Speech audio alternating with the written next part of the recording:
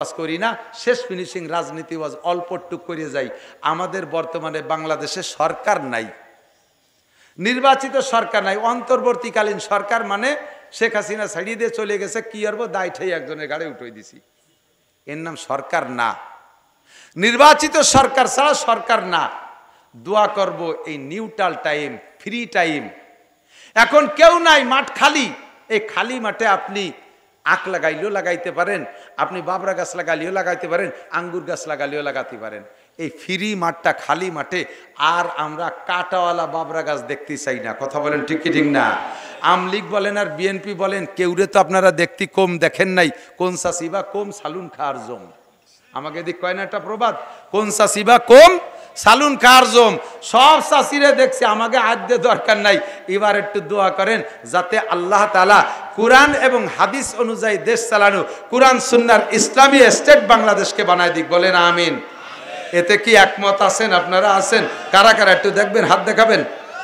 আমি এর ভিতরে আমলিগির লোকও আছে, বিএনপির লোক আছে, আমি সব বাদ দিছি। আমার বাড়ি গোপালগঞ্জ, গায়ে নৌকোর গন্ধ সারা বাংলাদেশ থেকে সবাই কয়, কিন্তু নৌকো ভৌকো আর দানের শেষ মানে শেষ কোনো তার আর দাঁত দাঁড়ি না। এখন যেহেতু ফ্রি মাঠ পাইছি, এবার আল্লাহর কোরআনকে বাংলার জমিনে প্রতিষ্ঠিত করতে হবে। ঠিক আছে না ইনশাআল্লাহ? এর জন্য শর্ত হলো মৌলবীরা এক হতে হবে। কারণ মৌলবীরা এক হতে হবে। 3 মৌলবী 13 দললি আমরা কোনোদিন পাবো না। আমাকে জন্য একটু দোয়া করেন যাতে আমরা হুজুররা যাতে এক হই আপনাকে কাছে আসতে পারি। এই দোয়াটুক আপনাকে কাছে চাই। পরে জালালি খতম পড়ে আমরা আপনাকে জন্য দোয়া করে দেবো ইনশাআল্লাহ। এদিক তাকান, ছোট বাচ্চা, দুধের বাচ্চা কোলে পেশাব করে দিয়েছে, একটু হাত দিয়ে কোষ মারে ফেলাই দিয়ে ও জায়গায় একটু পানি ছিটে দিয়ে নামাজে দাঁড়াই গেছে। আপা আপনার বাচ্চা আপনার কোলের মধ্যে পেশাব করলো, আপনি তো দোলেন না। কয় যে ও ফেরেস্তা, ওনারটা বলে ফেরেস্তা। ফেরেস্তার নাম কি? কয় নানটু। নানটু নামে কোনো ফেরেস্তা আছে? আরে ফেরেস্তাদের বৈশিষ্ট্য হলো লা ইয়াকুলু ওয়া লা ইয়াশরাবু, ফেরেস্তারা খায় না, পান করে না। লা ইয়াগুতু ওয়া লা ইয়াবুলু, পেশাবও করে না, পায়খানাও করে না। লা ইয়ানামু ওয়া লা ইয়াস্তায়কিজু, ঘুমও যায় না, সজাগও হয় না। তোমারটা দিক জম্মের খা খায় আশের বাচ্চার মতো গেলে ফ্যাস ফ্যাস করে মারতি তালে রয়েছে। তাই তোমারটা ফেরেস্তা হয় কি করে? তোমারটার পেশাব পায়খানা সম্পূর্ণ নাপাক, কাপড়ে লাগছে, ওই কাপড়ও ওইভাবে কোষ মেরে ফেলাই দিয়ে পানি ছিটে দিলে হবে না, ওটাকে ধুইতে হবে। এবং কাপড় চুয়াইয়া যদি গায়ে লাগে ও গাও ধুইতে হবে। কয় হুজুর তাহলে ডেলি কতবার কাপড় পাল্টাবো, কতবার আমি এই কাপড় পাল্টাবো? এত কাপড় তো আমার নেই। হ্যাঁ, আপনার কাপড় বেশি নাই, ঠিক আছে, নামাজের জন্য একটা কাপড় আলাদা করে রাখবেন। আপনার স্বাভাবিকভাবে ডেলি ব্যবহার করার কাপড় ব্যবহার করবেন। আপনি নামাজের জন্য যে কাপড়টা অক্ত হইলে পরনের কাপড়টা পাল্টাইয়া নামাজের কাপড় পরে আপনি নামাজ পড়েন, আবার আপনি পাল্টাইয়া সেই কাপড়টা পরেন, তাহলে আপনার নামাজ সুন্দর হবে। মা বোনরা এ জায়গা থেকে দারুণভাবে ওয়ালাস। এবার এদিক তাকান, যারা গরু পালেন, ষাঁড় পালেন, বলদ পালেন, এই ইমামে আবু হানিফা রহমাতুল্লাহ আলাইহি শরিয়াতে সব কিছু ভিতর ধরে মাইপে ধুইছে। বলদ গরু, ষাঁড় গরু পেশাব করলে 5 হাত সেটে, কয়াত? আর গাই গরুতে পেশাব করলে 8 হাত সেটে। গাভী দোয়ানোর সময় 90% গাভী দুধ দোয়ানোর সময় পেশাব করে দেয়। যিনি গাভী দোয়াচ্ছেন উনি মহিলা হইলে বা পুরুষ হইলে একটু হাতুনটা বা এই কলসটা বালতিটা ধরিয়ে মুড়াইয়ে পাশা ফিরে দিয়ে আর একদিক ফিরে বসে। উনার ভিটির উপর দিয়ে ছিটে যায় দুধের মধ্যে পড়তেছে, সেই দুধ নিজেও খাচ্ছে আর বেটাকে খাওয়াই দিচ্ছে।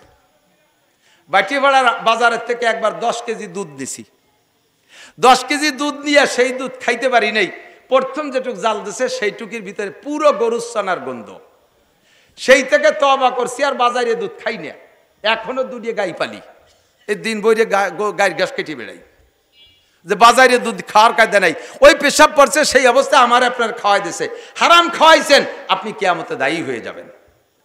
এবার আপনার আর একদিক ফিরে বসছেন, আপনার গায়ে গাভীর পেশাব সিটে লাগছে, আপনি নামাজি মুসলমান, সময় মতো উজু বানায় নামাজ পড়ছেন, আপনি কাপড়টা চেঞ্জ করেন নাই। লা ইস্তানজি আনিল বাউল, হুজুর বলেন ওই লোকটা উট চড়াইতো, দুম্বা চড়াইতো, গরু চড়াইতো, ঘোড়া চড়াইতো, গাধা চড়াইতো, সেখানে পেশাব থেকে পরিচ্ছন্ন থাকতো না, বিদায় তার নামাজ হয় নাই। আর আযাবুল কবর, নামাজ কবর আযাব মাফ হওয়ার জন্য 5টা কি বলা হয়, নামাজে 5টা পুরস্কার, তার ভিতরে 2 নম্বর পুরস্কার হলো নামাজি ব্যক্তিকে আল্লাহ তাআলা নামাজের ওসিলায় কবর আযাব মাফ করে দেয়। এখন যদি নামাজি না হয় তাহলে আপনার কবর আযাব মাফ হবে কি করে? কাজে আপনাকে পেশাব থেকে পরিচ্ছন্ন থাকতে হবে। নারীদের পেশাবে ঢিলা লাগবে না, পুরুষের পেশাবে ঢিলা লাগবে। তবে নারী পুরুষ সকলের পায়খানায় ঢিলা ব্যবহার করা জরুরি। বিশেষ করে পুরুষের চাইতে মহিলাদের পায়খানায় ঢিলা বেশি ব্যবহার করা জরুরি। কিন্তু আন্তর্জাতিক খ্যাতি সম্পন্ন ওয়ালস বিটিরা পায়খানায় মোটে ঢিলা ব্যবহার করবে না। মহিলাদের পায়খানায় ঢিলার প্রতি গুরুত্ব বেশি কেন? তাদের হাতের মই মশলা আমরা খাই। যদি তারা পায়খানায় ঢিলা ব্যবহার না করে তাহলে হাতের করের ভিতরে একটু একটু করে থেকে যাবে। বছরে যা আপনার খাওয়াই দেবে তা গুছালি পিরায় এক ওক্তের পায়খানার সমান হয়ে যাবে।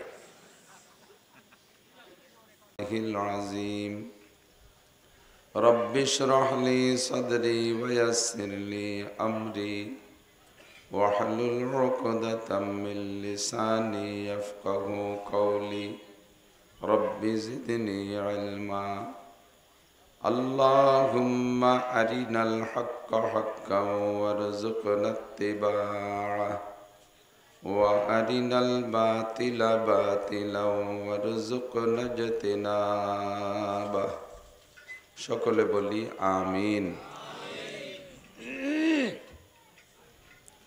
একটু দুরূদ শরীফ পড়ি, আল্লাহর রহমত 10 গুণ বেড়ে যাবে। আল্লাহুম্মা সাল্লি আলা মুহাম্মাদিন ওয়া আলা আলি মুহাম্মাদ কামা সাল্লাইতা আলা ইব্রাহিম ওয়া আলা আলি ইব্রাহিম ইন্নাকা হামিদুম মাজিদ। আল্লাহুম্মা বারিক আলা মুহাম্মাদিন ওয়া আলা আলি মুহাম্মাদ কামা বারাকতা আলা ইব্রাহিম ওয়া আলা আলি ইব্রাহিম ইন্নাকা হামিদুম মাজিদ।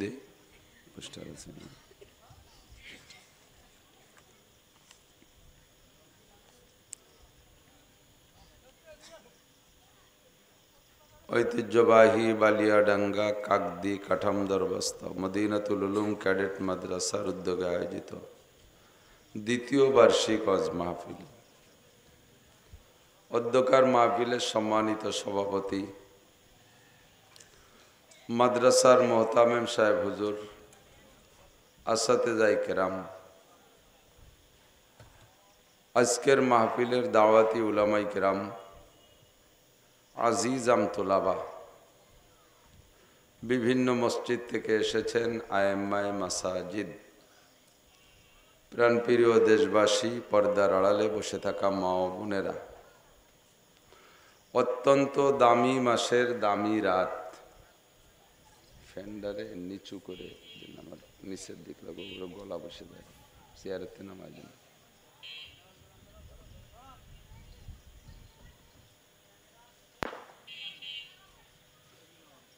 চেয়ার সরাই দেন।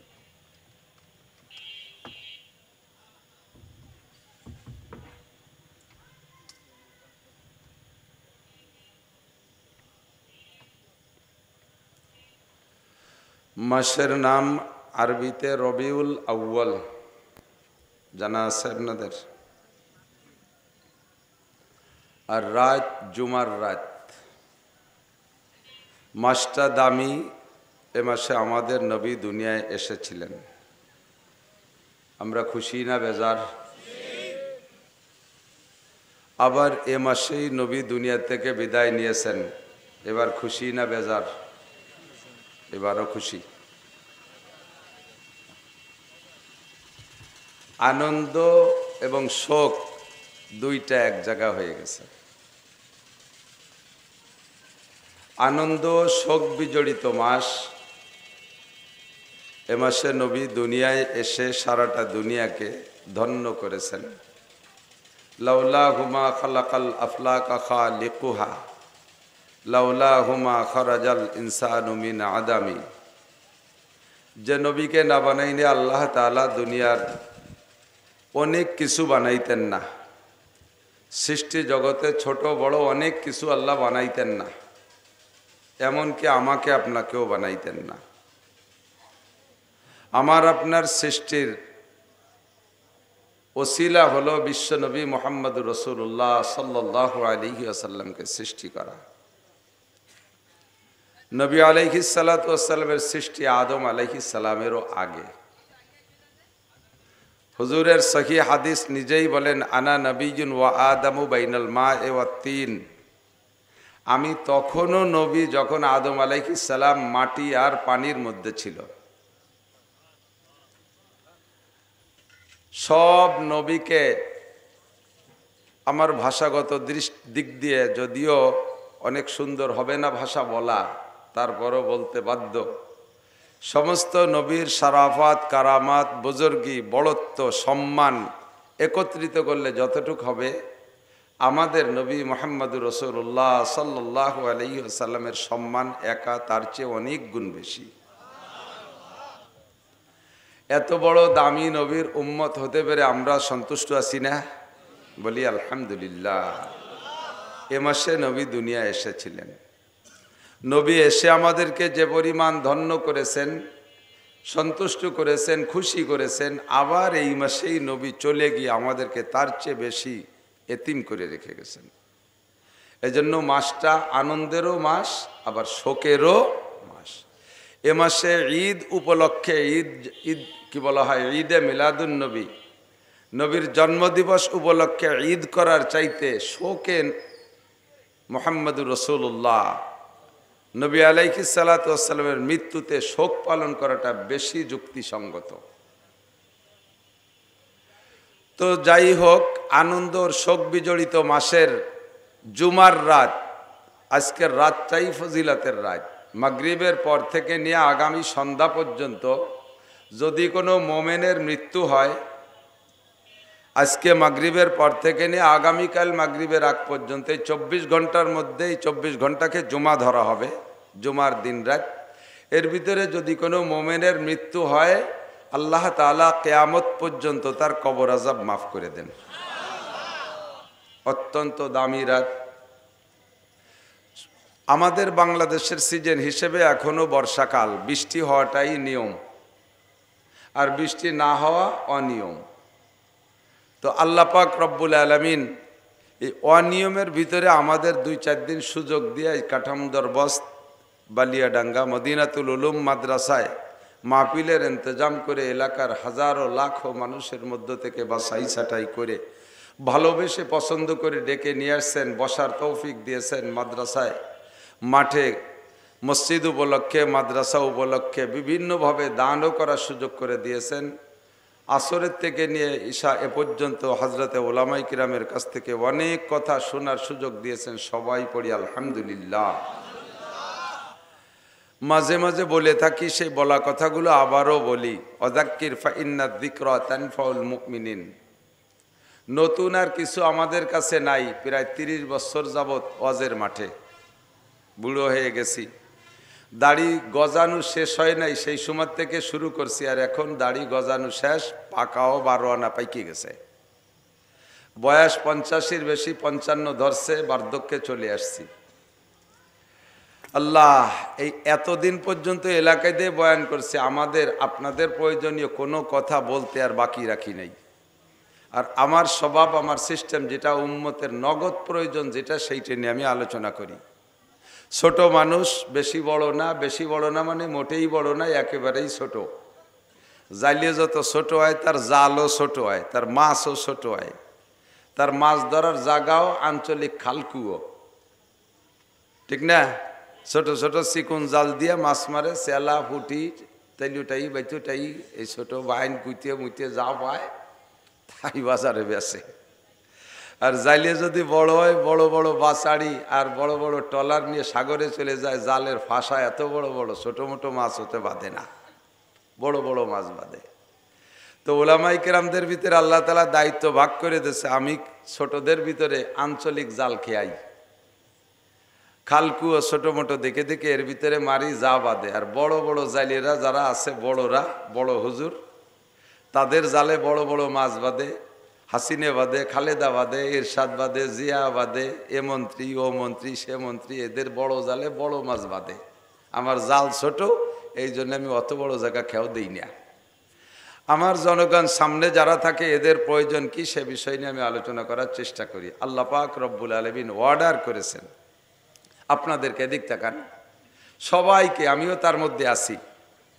আমাদেরকে আল্লাহ অর্ডার করেছেন ফাসআলু আহলা যিকরি ইন কুনতুম লা তা'লামুন। আমার দিক খেয়াল করতে হবে। পান তো একেবারে আইরিও গেলে চাবাচ্ছেন আর এদিক ওদিক তাকাচ্ছেন আর খাইতেই চালে রয়েছেন। অত জোরে চাবালি ভরা তো অশ্বনে কন্যা, একসাথে দুই কাজ ভালো হয় না।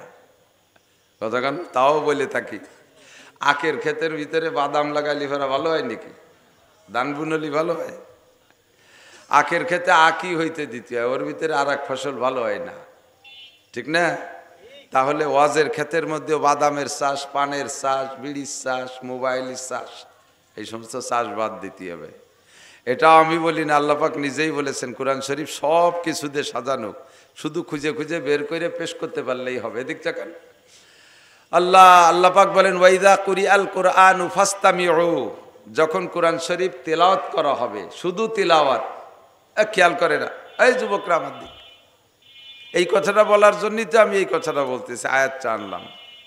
যখন কোরআন শরীফ রিডিং তেলাওয়াত করা হবে অথবা তার তর্জমা তফসির করা হবে, পড়ে পড়ে তর্জমা তফসির করা হবে, ফাসতামিউ, অন্তরের কান দিয়ে শোনো, অন্তরের কান দিয়ে শোনো। ওই ভাসমান কান দিয়ে শুনলে হবে না, উড়ো কানে কানে বহু কথা আসে, কথা মনে থাকে না। যে কথাটা অন্তরের কান দিয়ে শুনবেন সেই কথাটাই মনে থাকে, ঠিক না? আর আমাদের বেরেন তো মাশাআল্লাহ কত ভালো, অন্তরের কান দিয়ে শুনলেও মনে থাকে না। আমাদের এক বুজুর্গ বহুত বড় আলেম আল্লামা আনোয়ার শাহ কাশ্মীরি, ওলামাই কেরাম চেনে, পাবলিকরা খুব কম চেনেন। পাবলিকরা চেনে যে হুজুর ভালো ঝাঁকানাকা বয়ান করতে পারে, এলেম কালাম থাকুক আর না থাকুক, ওই হুজুর বড় হুজুর।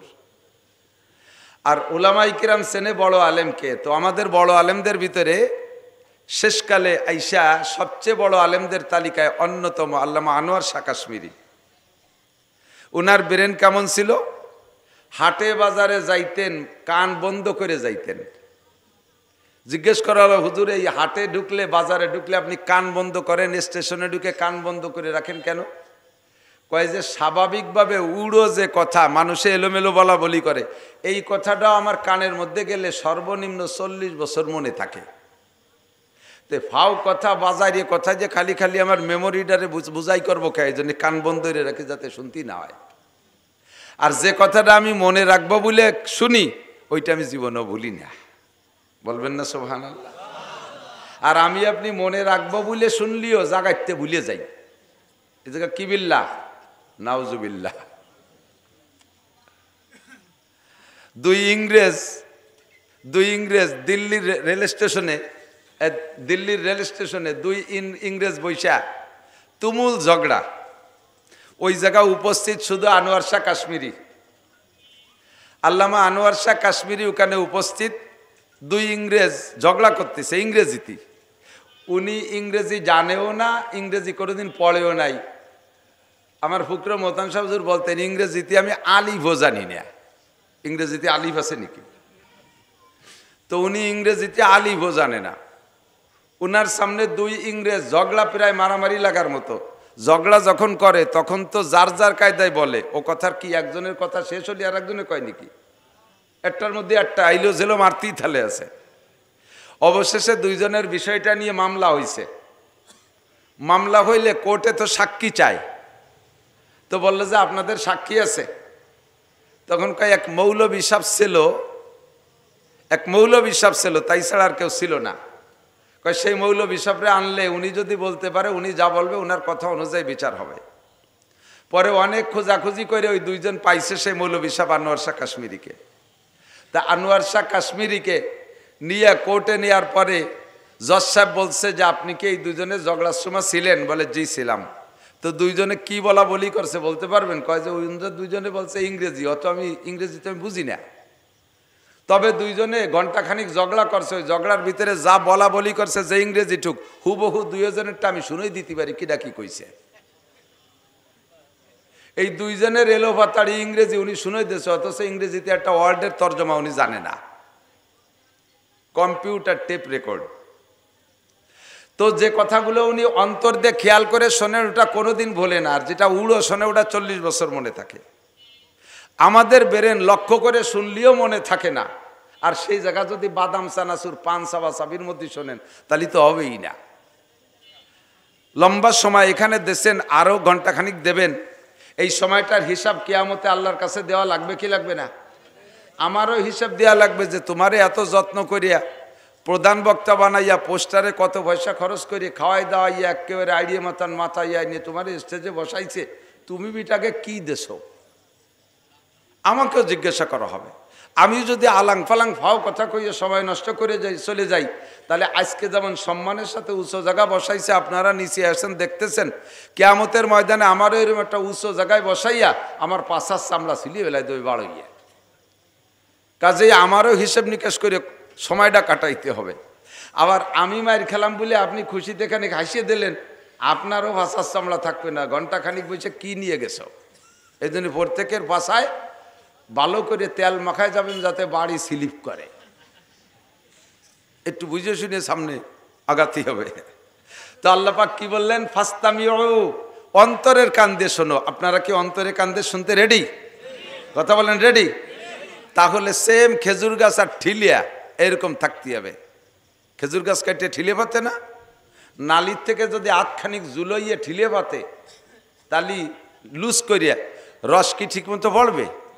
ডিল করে পাতলে বাতাসে দুল খাবে, তারপরে বাদুর সাইমসিয়া শালিক কাকশালিকি ঠেলা ধাক্কা দেবে, রস ঠিক মতো পড়ে যাচ্ছে, কিন্তু আপনার ঠিলে পাতার অপরাধের কারণে রস ভিতরে কম গেছে, বাইরে পড়ে গেছে বেশি। বক্তা খেজুর গাছ মুখ একটা নালি, শ্রোতারা ঠিলে কলস টাইট করে পাতা থাকতে হবে, একেবারে মুখ টু মুখ, চোখ টু চোখ। তাহলে আমার মুখ থেকে যা বের হবে আপনার ঠিলের মধ্যে যাবে। এক গিলাস চুমুক দিয়েও খাতে পারবেন, জাউরান দিয়ে খাতে পারবেন, জালালি গুড় হবে, ইত্যাদি ইত্যাদি হবে। আর যদি ডিলে করে বাতেন, ঠেলা ধাক্কার অভাব নাই, শয়তান কাকশালি ঘুরতে তালে রয়েছে, বিভিন্ন কিছু মনের মধ্যে এনে দেবে, কথা ঢুকবে না। এই 1-1.5 ঘন্টা বসা বৃথা যাবে, আপনি কিচ্ছু নিয়ে যেতে পারবেন না। আমি কিস্সা কাহিনী অনেক জানি আলহামদুলিল্লাহ। কোরআন হাদিসে বহুত কসাস, আল্লাহ পাক নিজেই কোনো কোনো কিস্সা আলোচনা করে বলেন আহসানাল কসাস। ইউসুফ আলাইহিস সালামের গল্পটা বলতে যে আল্লাহ বলেন অনেক কিস্সা বলেছি, তবে কোরআন শরীফের ভিতরে সবচেয়ে মজাদার কিস্সা হলো ইউসুফ আলাইহিস সালামের কিস্সা। নামটা বলার সাথে সাথে সকলের ভিতরে শখ আসছে যে হুজুর তাহলে আজকে ইউসুফ আলাইহিস সালামের কিস্সাটাই কোক।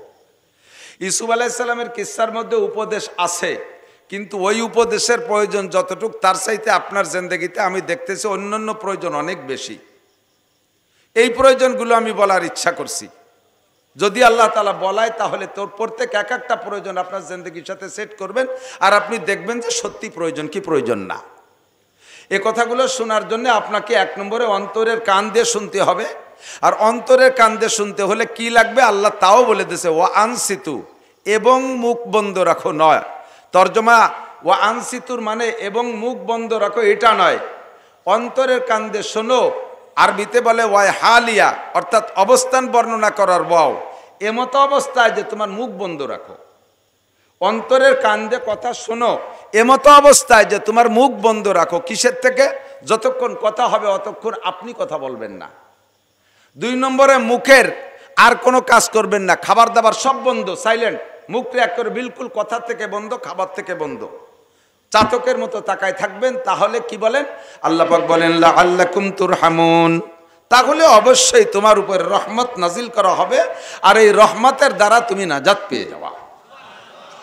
আল্লাহ তাআলা আমাদের প্রথমে এই কথাটার পর আমল করা তৌফিক দান করুন, বলেন আমিন।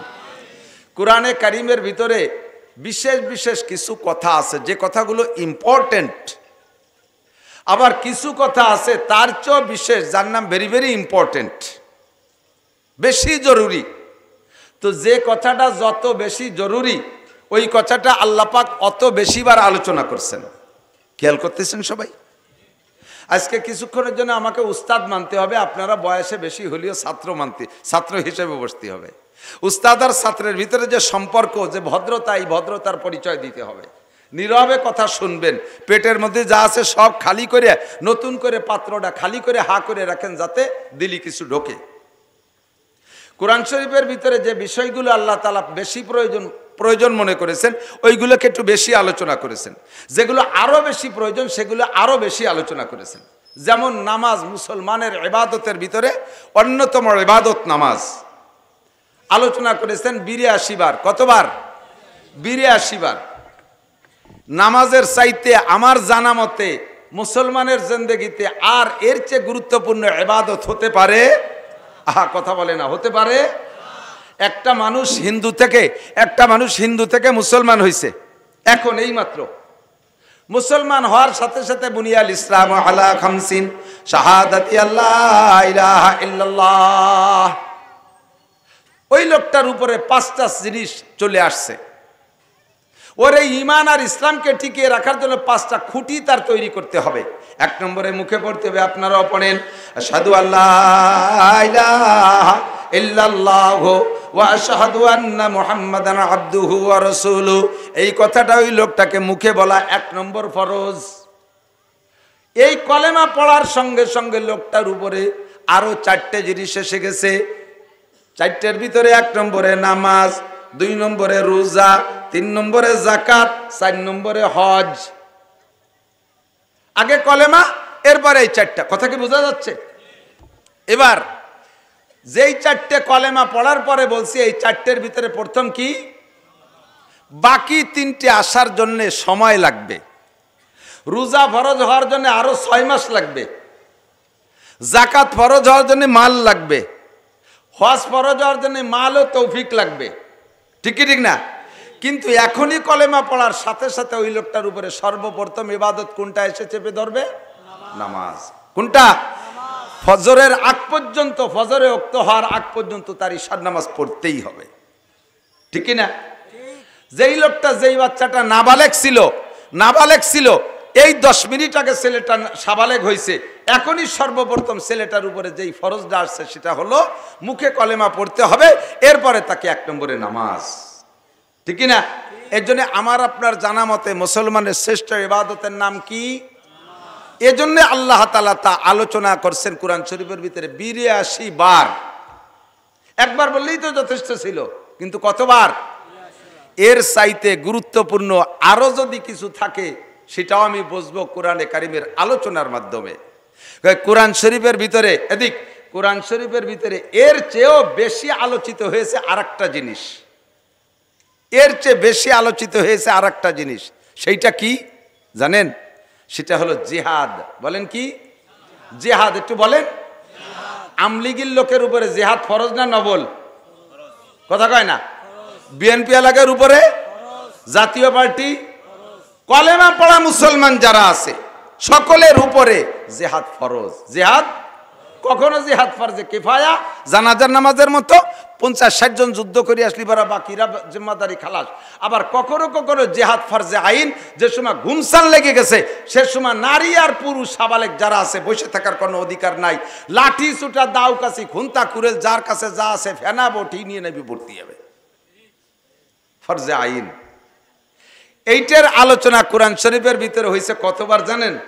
682 বার। তা নামাজ সর্বশ্রেষ্ঠ ইবাদত বলে ওটার আলোচনা পাইছি 82 বার। এর চাইতে আরো 600 বার বেশি আলোচনা হয়েছে কোরআন শরীফের ভিতরে জিহাদের আলোচনা। তাহলে বোঝা যায় নামাজের চাইতে জিহাদ গুরুত্বপূর্ণ। আমি একটু প্রমাণ করে বুঝাই দিয়ে আমার আলোচনার দিক চলে যাব। এ জায়গা আমার আলোচনা না, এদিকে আসেন। রোজায় অনেক কষ্ট। রোজা রাখলে কষ্ট হয় না আপনাদের? বৈশাখ জ্যৈষ্ঠ মাসে রোজা তো রাখছেন মুরব্বীরা, কষ্ট হয় না? তো রোজায় প্রচুর কষ্ট হয়ে গেছে বিদায় আপনি কি আল্লাহরে বলতে পারবেন, আল্লাহ রোজায় কষ্ট হয়ে গেছে, আমি আজকে ঈশান নামাজ পড়বো না? হ্যাঁ, আল্লাহ কি কোন জায়গা বলে দিয়েছে যে রোজায় কষ্ট হলে তোমার নামাজ পড়া লাগবে না? নামাজ বাদ দাও, পরে আর একদিন পড়ে দিও, সুযোগ আছে। হজ যারা করেছেন, হাজি সাহেব যদি কেউ থাকেন আমার সাথে সাক্ষী দিবেন। আর এদানিং হজ হয়ে গেছে বড় সহজ, সব জায়গা গাড়িতে যাওয়া যায়, আর ইচ্ছে করলে পায়ে হেঁটেও হজ করা যায়। হজ করার জন্যে যদি আপনি 9 তারিখে মাগরিবের আজানের পরে আরাফাত থেকে রওনা দিতে হয়, গাড়িতে যাওয়া যায় মুজদালেফায়, কষ্ট হয় না। তাও মুজদালেফায় 11 কিলোমিটার পথ যাইতে গাড়িতে 3-4 ঘন্টা সময় লেগে যায়, এত জ্যাম। আর পায়ে হেঁটে যদি যান, মাগরিবের নামাজের আজানের পরে ওখানে নামাজ পড়া যাবে না। আজান হবে আরাফাতে, কিন্তু নামাজ হবে না। নামাজ পড়তে হবে মুজদালেফায় যাইয়ে, যত রায় তোক রাস্তায় পড়লেও হবে না, ও নামাজ আবার পড়ে দিতে হবে। রাস্তায় পড়লে হবে না। আরাফাতের থেকে মাগরিবের আজান হওয়ার পরে হজের উদ্দেশ্যে আরব মুজদালেফার উদ্দেশ্যে রওনা দেবেন। পায়ে হেঁটে যদি মুজদালেফা যান, এরপরে মুজদালেফায় যাইয়ে ওখানে আগে মাগরিবের 3 রাকাত ফরজ, এরপরে ঈশার 2 রাকাত ফরজ বা 4 রাকাত ফরজ, এভাবে ওখানে ঈশার নামাজ তার পরে পড়ে ওই জায়গা ফাঁকা জায়গায় রাত কাটাইতে হবে। ফজরের আজান দেওয়ার পরে ফজরের নামাজ মুজদালেফায় পড়িয়া সেখান থেকে শয়তান মারার জন্য জামরায় যেতে হবে। এখানে 4 কিলো 5 কিলো 6 কিলো পথ পায়ে হেঁটে যেতে হবে। এই আরাফাতের থেকে মুজদালেফাতের থেকে সকালবেলা পরের দিন 10 তারিখ সকালবেলা শয়তান মারার জন্য যাইয়া শয়তানরে মারিয়া আবার ওখান থেকে 3-4 কিলোমিটার মক্কা, ওইটুকু যদি পায়ে হেঁটে যান, এরপরে যাইয়ে যে আপনি সে জায়গার নিচে কাবাঘরের পাশে মাতাব বলে যেটুকু নিচে ঘুরতে দেখেন, ওই জায়গা আপনি জায়গা পাবেন না। ও জায়গা গাড়িওয়ালারা চলে গেছে আগে, ওখানে আর জায়গা পাবেন না। এবার আপনার তওয়াফ করতে হবে মসজিদের ভিতর দিয়ে। মসজিদের ভিতর দিয়ে নীলবাতি থেকে নীলবাতি এক তওয়াফ ঘুরে আসতে 1 কিলোমিটার।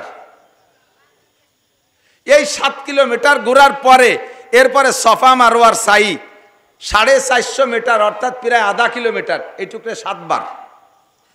এই কামগুলো সম্পূর্ণ পায়ে হেঁটে করার পরে যত বড় শক্তিশালী পুরুষ হোক না কেন, সে বলতে বাধ্য হবে আমার সারা জীবনে যত পরিশ্রম করেছি এর চেয়ে পরিশ্রমের কাজ আর আমি কিছু করি নাই।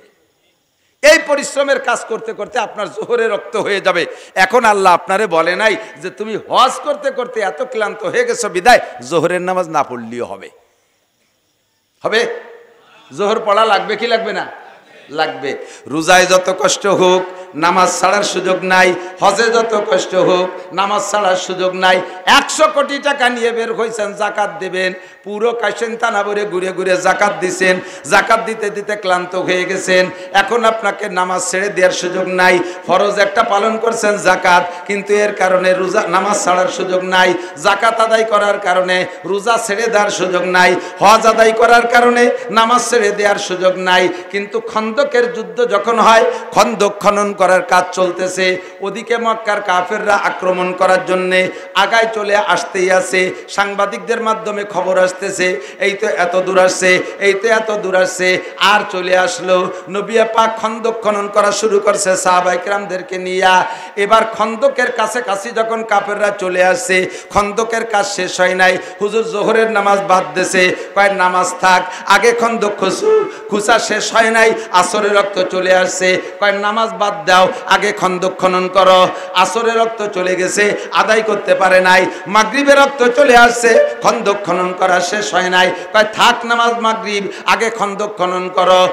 মাগরিবের নামাজও পড়েন নাই, চলে আসছে ঈশা রক্ত, কয় থাক ঈশা বাদ দাও, কাফেররা চলে আসছে, আগে খন্দক খনন করো। জোহর আসর মাগরিব ঈশা 4 ওয়াক্ত নামাজকে নবী কাজা কইরা নামাজ পড়েন নাই, হুজুর খন্দক খনন করেছেন জিহাদের জন্য। এজন্য জিহাদের হুকুম যে আল্লাহ 682 বার বলেছে, প্রমাণ করে এটা জায়গা বিশেষ নামাজের চাইতে বেশি গুরুত্ব বহন করে।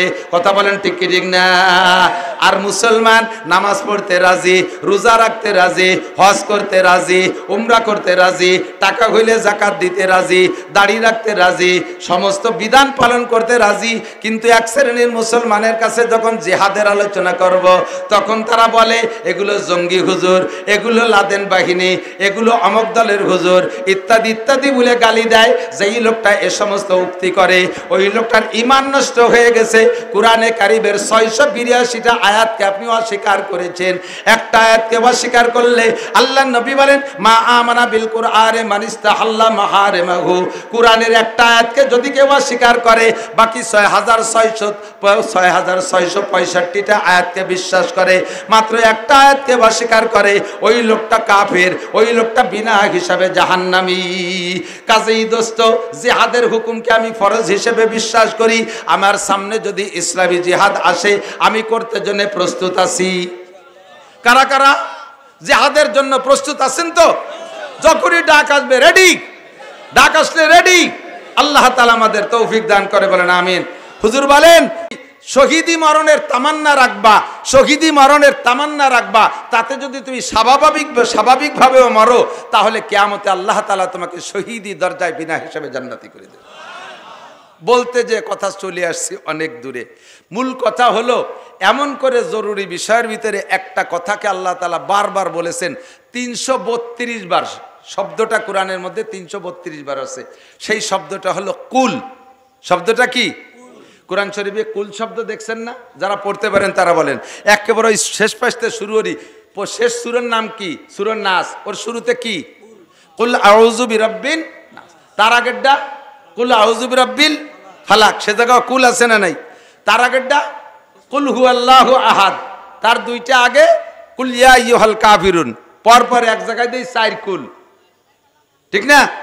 যদি কোনো ব্যক্তি, একটা আমল বলে দে, দিক তাকান, যদি কোনো ব্যক্তি 5 ওয়াক্ত নামাজের পরে 4 কুল পইড়া হাতে ফুক নিয়ে সারা গায়ে মালিশ করে, আল্লাহ তাআলা ওই লোকটাকে জিন, পরী, মানব, দানব, জাদু, টুনা সকল প্রকার ক্ষতির থেকে আল্লাহ তাআলা তাকে হেফাজত করে। দুনিয়ায় সবচাইতে বড় কবিরাজি হলো ফালাক আর নাস। নবী আলাইহিস সালাতু ওয়াস সালামকে লবিদ ইবনে আসাম জাদু করছে, খেজুরের খোসার ভিতরে জাদু কইরা সুতোতে 11টা গিরে দিয়া ওর ভিতরে মন্তর পড়ে গিরে দিয়ে খেজুরের ভিতর খেজুরের সিল্কের ভিতরে পেঁচাইয়া এরপরে একটা ইন্দারা কূপের নিচেই নিয়ে ডুবোই যাইয়া একটা পাথরের পর রেখে আর একটা পাথর চাপা দিয়ে রেখে আসছে। এরপরের থেকে নবী আলাইহিস সালাতু ওয়াস সালাম পাগল ভাব, উন্মাদ ভাব, কি বলেন তা মনে থাকে না, খাইয়ে কয় খাই নেই, না খেয়ে কয় খাইছি, এরকম এলোমেলো বলা শুরু করছে। 1 মাস পর্যন্ত এই অবস্থা। এই অবস্থার ভিতরে হুজুর ঘুমাই গেছেন। ঘুমের ভিতরে জিবরিল আলাইহিস সালাতু ওয়াস সালাম অন্য যত 114 সূরার ভিতরে 112টা সূরা হুজুরকে জীবদ্দশায় হুজুরের সজাগ অবস্থায় নাজিল করেছে। আর ফালাক আর নাস পেয়েছেন হুজুর স্বপ্নে এসে। জিবরিল আলাইহিস সালাতু ওয়াস সালাম বলতেছেন, হুজুর আপনার এই অবস্থা কেন? হুজুর কয় তা তো বুঝি না। জিবরিল বলতেছেন, লবিদ ইবনে আসাম আপনাকে জাদু করেছে, অমক ইন্দারা কূপের ভিতরে সেই জাদু আছে, আপনি একজন ডুবরি সাহাবা দিয়ে ওই ইন্দারা কূপের থেকে জাদুটা বের করে আইনা দেখবেন ওর ভিতরে 11টা গিরি আছে। সূরা ফালাকে 5 আয়াত আর সূরা নাসে 6 আয়াত। এই 5 আর 6 11 আয়াত। এই 11 আয়াত পড়িয়া 11টা গিরে খুলে ফু দিয়ে জাদুটাকে নষ্ট করে দেবেন, এরপর ওটাকে পোড়াই ফেলবেন। আর দুনিয়ায় যত জাদুটুনা হোক না কেন, ফালাক আর নাস পড়ে ঝাড়ফুঁক করলে আল্লাহর রহমতে সব সুস্থ হয়ে যাবে। আর কুলহুস সূরার ফজিলত একটু বলে নেই, যদি কোনো ব্যক্তি একবার সূরা ইখলাস পড়ে 10 পারা কোরআন শরীফ পড়ার সওয়াব, 3 বার পড়লে 1 খতম, শুধু 3 বার কুলহুস সূরা পড়লে 1 খতমের সওয়াব। এই ভাইয়া দিক তাকান, আমরা অল্প সময়ের ভিতরে বেশি নেকি পাবো কিভাবে, সেই সিস্টেমের দিকে আমি আগাবো ইনশাআল্লাহ। অল্প সময়ের ভিতরে কোরআন শরীফ পড়তে পারেন সবাই? কি পারেন? সবাই কি পারেন? পুরো 30 পারা কোরআন শরীফ দেখে পড়ার ক্ষমতা এর ভিতরে 90% পাবলিকের নাই, কথা বলেন ঠিক না? আর সাধারণ পাবলিক যাদের 10%-এর মধ্যে কোরআন শরীফ পড়তে পারেন, তারা শুদ্ধ করে পড়তে পারেন না। যা পড়েন সেই আদিকালে সুলোর ফিটি মাসা শিখে কাছে পড়া শিখছেন, মসজিদে যাই এত বড় লম্বা সিপার আনাকুম উনকুম দিয়ে পড়া শিখছেন, তা শুদ্ধ না। কুলহুস সূরাটা একটু আমার সাথে একবার যদি পড়েন আর 3 বার যদি আপনি রেগুলার পড়েন, তাহলে আপনার আমল নামায় 1 খতম করে কোরআন শরীফ পড়ার সওয়াব নাকি লিখে দেওয়া হবে। পড়তে পারবেন না ইনশাআল্লাহ? মানুষ মারা গেলে তার জন্য সবচাইতে সহজ সওয়াব রেসানির পদ্ধতি 3 কুলহু। 3 কুলহু পড়ে নিয়ত করলে হাত উঠে মুনাজাত করা লাগে না। প্রত্যেকদিন আব্বার জন্য 1 খতম কোরআন শরীফ পাঠায় দিতে পারেন। কবরের কাছে দাঁড়ায় পড়বেন কুলহু আল্লাহু আহাদ আল্লাহু সামাদ লাম ইয়ালিদ ওয়া লাম ইউলাদ ওয়া লাম ইয়াকুল লাহু কুফুওয়ান আহাদ। মনে মনে নিয়ত রাখবেন আমার আব্বা পাবে। যদিও ওই অজ্ঞানী বিজ্ঞানীরা আমাদের এ নিয়ে ক্রিটিসাইজ করে যে কবরে তোমার আব্বার এই যে নেকি যাবে কুলহু সূরার নেকি, ওতে কোনো তো হুটো দরজা জালনা টালনা রাখো না, ডোয়ে কোন ভাগ দিয়ে। তো তারে আমরা বলবো, এদিক তাকান, তাকে আমরা জবাব দেব, তোর মোবাইলের মধ্যে টাকা ঢোকে যে ফুটোই দিয়া, আমার আব্বার কবরও এই 3 কুলহু সোয়াব ঢোকে সেই ফুটোই দিয়া। চট্টগ্রামের থেকে টাকা পাঠাইলে বিকাশে আপনার এই কাশিয়ানির মোবাইলের মধ্যে ঢোকে কি ঢোকে না? টাকা ঢোকার সময় কি দেখা যায় যে এই যে 1000 টাকার নোট ঢুকতেছে, ওই টাকা কি উড়িয়ে এসে ঢোকে? যদি টাকা আকাশ দিয়ে উড়িয়ে এসে মোবাইলের মধ্যে ঢুকতো, তাহলে 100 টাকা পাতাম না, পথে ফুটিয়ে জাল ফাইতে দিত, জালে বাদাইয়া বেসাল ভাইতে টাকা রেখে দিত, ঠিক কি ঠিক না? কয় চট্টগ্রাম আর পৃথিবীর যেখান থেকে আমার মোবাইলে আমেরিকা থেকে টাকা আসে, সৌদি আরবে থেকে, এই টাকা মোবাইলের মধ্যে ঢোকে কোন ভাগ দিয়ে? তোর একটা মাথা, বিলের মাথার মতো একটা মাথা, ওর মধ্যে ফটাকখানি গিলু, তাই দিয়ে যদি তুই এমন আবিষ্কার করতে পারিস যে পৃথিবীর যে প্রান্ত থেকে টাকা পাঠাক তোর মোবাইলের মধ্যে ঢোকে, তাহলে আমার আল্লাহর সিস্টেম কুদরত তার চেয়ে 1000 গুণ বেশি পাওয়ারওয়ালা। আমার বাপের আমল নামে আমি পৃথিবীর যে জায়গা বসে কুলহুস সূরা পড়বো, ওই জায়গা কবরের মধ্যে ঢুকতে কোনো জানলা কাটা লাগে না, কোনো ফুটো দরজা লাগে না, আল্লাহ তাআলা পৌঁছে দিতে পারে কি পারে না? 3 কুলহু পড়লে অনায়াসে পৌঁছে যাবে, সর্বশ্রেষ্ঠ ইসালে সওয়াবের পদ্ধতি। এমন করে কুল কোরআন শরীফের ভিতরে আছে 332 বার। কয়বার? এ ভাই এদিক কয়বার? 332 বার। কুল শব্দের অর্থ হলো বলো। কুল মানে কপলাম্পে স্কুল মানে বলো, আর কাপলাম্পে স্কুল মানে খাও। কপলাম্পে স্কুল মানে বলো, কাপলাম্পে স্কুল মানে খাও। বাংলা আপনারা আরবিতে উচ্চারণ পার্থক্য করে করতে পারেন না বিদায় অনেকের নামাজ নষ্ট হয়ে যাচ্ছে। একটু পরে বলি। তো এই কুল মানে বলো, বলতে বলে আল্লাহ পাক রব্বুল আলামিন বলতেছেন, নবীকে বলতেছেন তাদের কাছে জিজ্ঞাসা করো, কুল হাল ইয়াস্তাবিল্লাযীনা ইয়ালামুনা ওয়াল্লাযীনা লা ইয়ালামুন। হে নবী, উম্মতের কাছে জিজ্ঞাসা করো, জাননেওয়ালা মানুষ আর না জাননেওয়ালা মানুষ, শিক্ষিত মানুষ আর মূর্খ মানুষ কোনোদিন কি সমান হইতে পারে? আপনারা জবাব দেন, কি বলেন? পারে। আপনারা জবাব দেন আর না দেন, আল্লাহ পাক জবাব দিয়ে দিয়েছেন। আল্লাহ ইয়ারফাইল্লাহুল্লাযীনা আমানু মিনকুম ওয়াল্লাযীনা উতুল ইলমা দারাজাত। জাননেওয়ালা মানুষের মর্যাদা না জাননেওয়ালা মানুষের সামনে। আরে শিক্ষিত মানুষের মর্যাদা অশিক্ষিত মানুষের সামনে কেমন? কয় মরা মানুষের সামনে জীবিত মানুষের মর্যাদা যেমন, অন্ধ মানুষের সামনে চক্ষু বিশিষ্ট মানুষের মর্যাদা যেমন। হাল ইয়াস্তাবিল আমা ওয়াল বাসির, চোখ ওয়ালা আর অন্ধ মানুষ কখনো সমান হতে পারে না। আর জীবিত মানুষ আর মরা মানুষ কোনোদিনও যেমন সমান হইতে পারে না। মূর্খ মানুষ আর অশিক্ষিত মানুষ, মূর্খ মানুষ আর শিক্ষিত মানুষ কোনোদিনও সমান হইতে পারে না। শিক্ষিত মানুষের মর্যাদা দুনিয়ায় আল্লাহ, দুনিয়ায় মানুষের কাছে আছে, আল্লাহ পাকের কাছে শিক্ষিত মানুষের মর্যাদা অনেক বেশি। ঠিক না? এ ভাই এদিক তাকান। একজন শিক্ষিত মানুষের শারীরিক পরিশ্রম কম, কিন্তু তার শিক্ষার মর্যাদায় কর্মস্থলে তার চাকরির বেতন অনেক বেশি। ঠিক না? এক ইন্ডাস্ট্রিতে চাকরি করে একজনের বেতন 3000। এখন 3000 টাকার যুগ নাই, এ ওয়াজ শুরু হচ্ছে 3000 টাকার আমলেতে। একজন মূর্খ অশিক্ষিত মানুষের বেতন 10,000 টাকা। ডিউটি তার কি? সকাল 8টা থেকে রাত 8টা পর্যন্ত কুলিগিরি করবে। ওই কোম্পানিতে যে প্রোডাক্ট তৈরি হচ্ছে ওইটা মাথায় করে নিয়ে লোড আনলোড করে। সারাদিন বইরে বোঝা বইতে বইতে রাতের বেলা যখন বাড়ি যায় বোঝা যায় না মানুষ না একটা ভূত আইছে। আর যদি আলকাতরা কোম্পানিতে চাকরি হয়, লোকটা যদি মোটা সোটা বুড়িয়ালা হয়, রাতের বেলা আলকাতরা টিন মাথায় আসছে, একটা ফুটো টিন নিতে মাথায় দিয়ে চেঁচারায় পড়িয়ে সারা গা ভাইসে কালা হয়ে গেছে। রাতের বেলায় বাসায় গেলে স্ত্রী বুঝতে পারে না স্বামী আইছে না আলকাতরার বেড়ে লাইছে। দোয়াই মুসাই কিরাসিন তেল যে না হয় দোয়াই পরে আতর দিয়ে ঘরে উঠানো লাগে। ঠিক না? পরিশ্রম তার কি পরিমাণ, বেতন তার 10,000।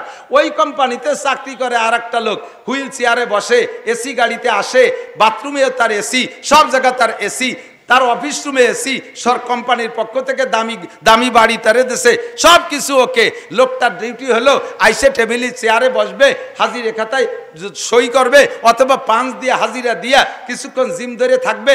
খাদেম খুদ্দাম আছে 4-5টা, চা নাস্তা কেক কোক পাইপ পুইপ ইত্যাদি ফিল্টার মিল্টার খাওয়াইয়া কিছুক্ষণ বসায় রাখবে। জিম ধরে খানিক জিম ধরে থেকে মাঝে মাঝে ইন্ডাস্ট্রিজের মধ্যে একটা গুল্লি দিয়ে চলে যায়। আই এম ভেরি উইক, আজকে বেশিক্ষণ থাকতে পারতেছি না। মাসে 3 দিন 4 দিন 5 দিন ডিউটি করে আর ভেরি উইক কে চলে যায়। মাসের 1 তারিখে 3 লাখ টাকা বেতন।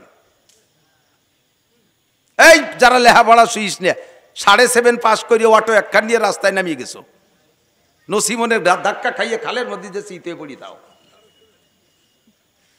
লেখাপড়া বাদ দিয়ে খালি মোটর সাইকেল, কয় যে লেখাপড়া করবো কি? সব জায়গা খালি বৈষম্য, চাকরি বাকরি দেয় না, পড়ালেখা শিখলে তাকে বড়ি লাভ কি? এটাও একটা কথা, এটা বেকায়দা কথা না। তবে ভালো করে মনে রাখো, লেখাপড়া জাননেওয়ালা শিক্ষিত আর মূর্খর ভিতরে আকাশ পাতালের পার্থক্য। কথা বলেন ঠিক কি ঠিক না?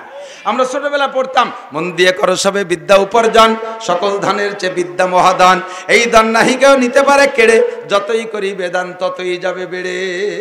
দুনিয়ার সব কিছু দিলে সাথে সাথে কমে যায়, আর দুনিয়ায় বিদ্যা যত দেবেন সঙ্গে সঙ্গে বাড়ে।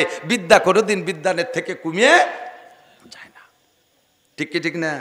এই ধন নাহি কেউ নিতে পারে কেড়ে, আরে টাকা পয়সা কেড়ে নিয়ে যেতে পারে, বিদ্যা কেড়ে নিয়ে যেতে পারে না। ভালো করে মন দিয়ে লেখাপড়া করো, একটু ভালো করে পড়ো, অত তাড়াতাড়ি ইনকাম করতে লাগবে না। আমি যারা স্কুল কলেজে পড়তেছে তাদেরকেই বলি, যারা বড় শিক্ষিত তারা চেয়ারে বসে 100-3 লাখ টাকা কামাই করে, আর যারা মূর্খ তারা 8 ঘন্টা সকাল থেকে নিয়ে রাত 8টা পর্যন্ত সেই মুটিয়াগিরি কুলিগিরি করে মাত্র 10,000 টাকা কামাই করে। পার্থক্য কোথায়? এটা শিক্ষিত আর ওটা মূর্খ। কথা বলুন ঠিক কি ঠিক না? এখন জাগতিকভাবে আমরা মনে করি IMF বিএমএ বিসিএস পাশ করলে শিক্ষিত, আল্লাহ পাক রব্বুল আলামিন এই শিক্ষা বলে না। এটা দুনিয়ায় বেঁচে থাকার জন্য একটা উপকরণ, এটা ইনকাম করে দুনিয়া কামাই করে খাওয়ার জন্য একটা ব্যবস্থা। মূল শিক্ষিত কাকে বলে? মূল শিক্ষিত কাকে বলে? নবী পাক বলেন খায়রুকুম মান তাআল্লামাল কুরআন ওয়া আল্লামা। তোমাদের মধ্যে সবচাইতে বড় শিক্ষিত, তোমাদের মধ্যে সবচেয়ে বেশি দামি, তোমাদের মধ্যে সবচাইতে বেশি দামি ওই ব্যক্তি যে কোরআন শিক্ষা করে আর কোরআন শিক্ষা করে আর কোরআন শিক্ষা দেয়। এই দুই ব্যক্তির চাইতে দামি বিসিএস ক্যাডারও না, ডাক্তারও না, ইঞ্জিনিয়ারও না। কথা বলেন ঠিক কি ঠিক না? ও দোস্ত, জাননেওয়ালা আর না জাননেওয়ালার ভিতরে আকাশ পাতালে পার্থক্য। তৎকালীন বিশ্বের সবচাইতে বড় শিক্ষিত যারা ছিল তার ভিতরে এক নম্বর ছিল মিস্টার আবু জাহেল। তার মূল নাম আমর ইবনে হিশাম, তার উপাধি ছিল আবুল হেকাম। সারা পৃথিবীর শ্রেষ্ঠ শিক্ষিত দুইজনের মধ্যে একজন, তাই তার নাম ছিল আবুল হেকাম।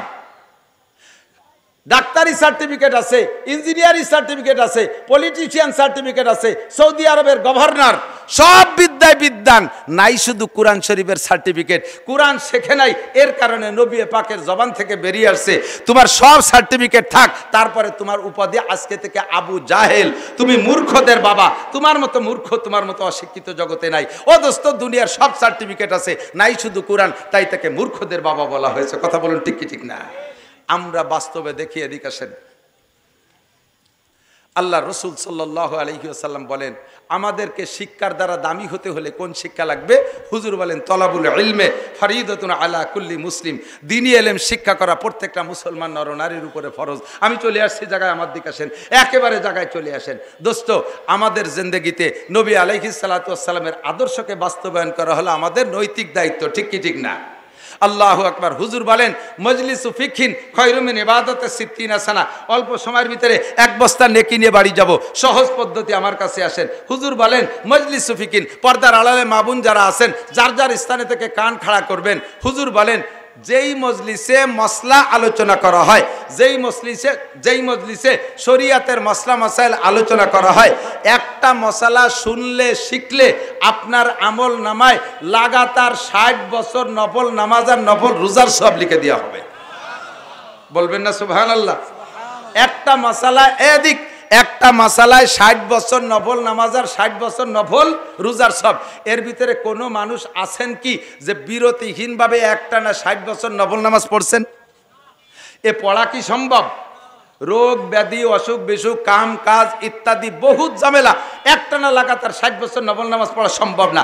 তো লাগাতার বিরামহীন 60 বছর নফল নামাজ পড়লে যেই নাকি, এটা হাতে রাখেন।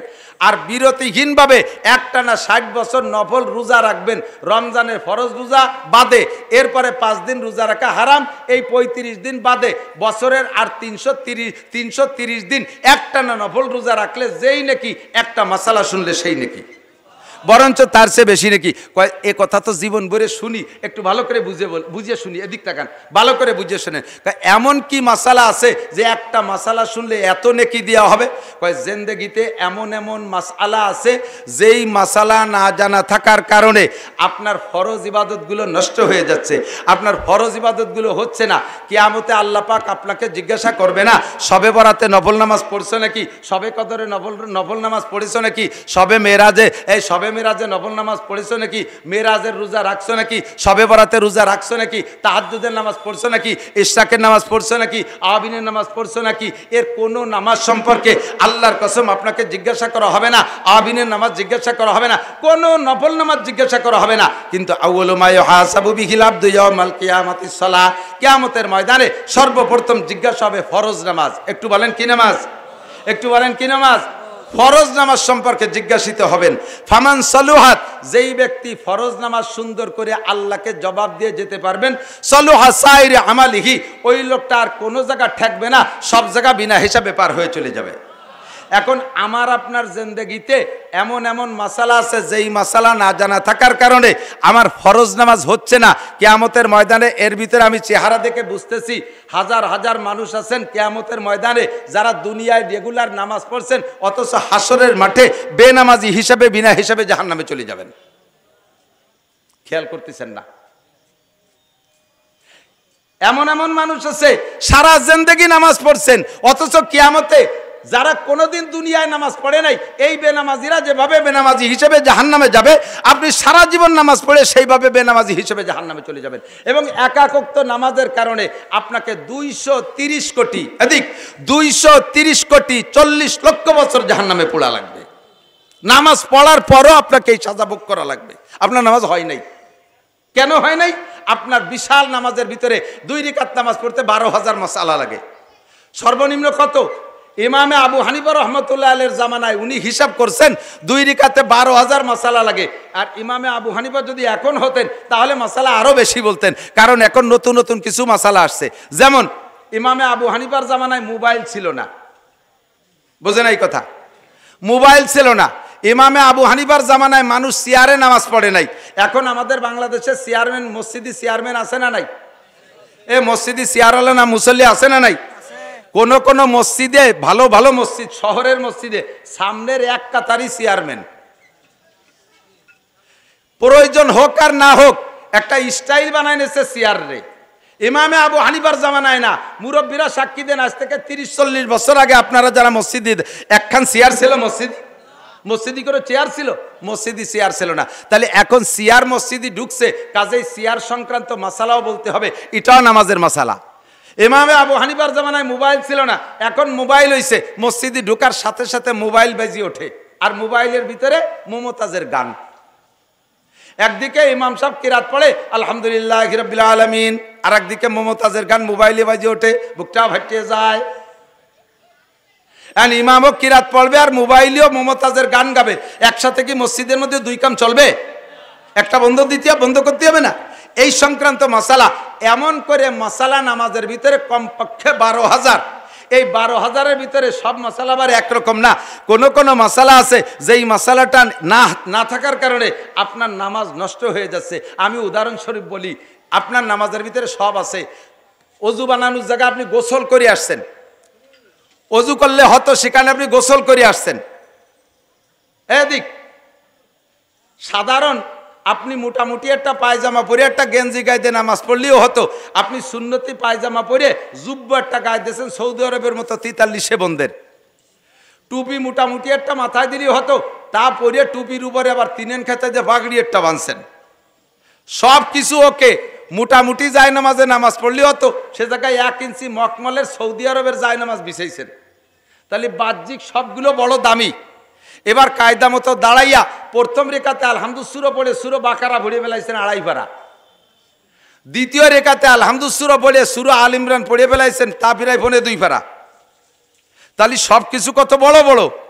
ফাঁকে এই নামাজের ভিতরে ছোট্ট একটা মাসালা না জানা থাকার কারণে আপনার এত বড় বড় সব কিছু হওয়ার সত্ত্বেও আপনার নামাজটা হয়নি। এরকম একটা ছোট মাসালা জানা থাকতে পারে ওর ভিতরে।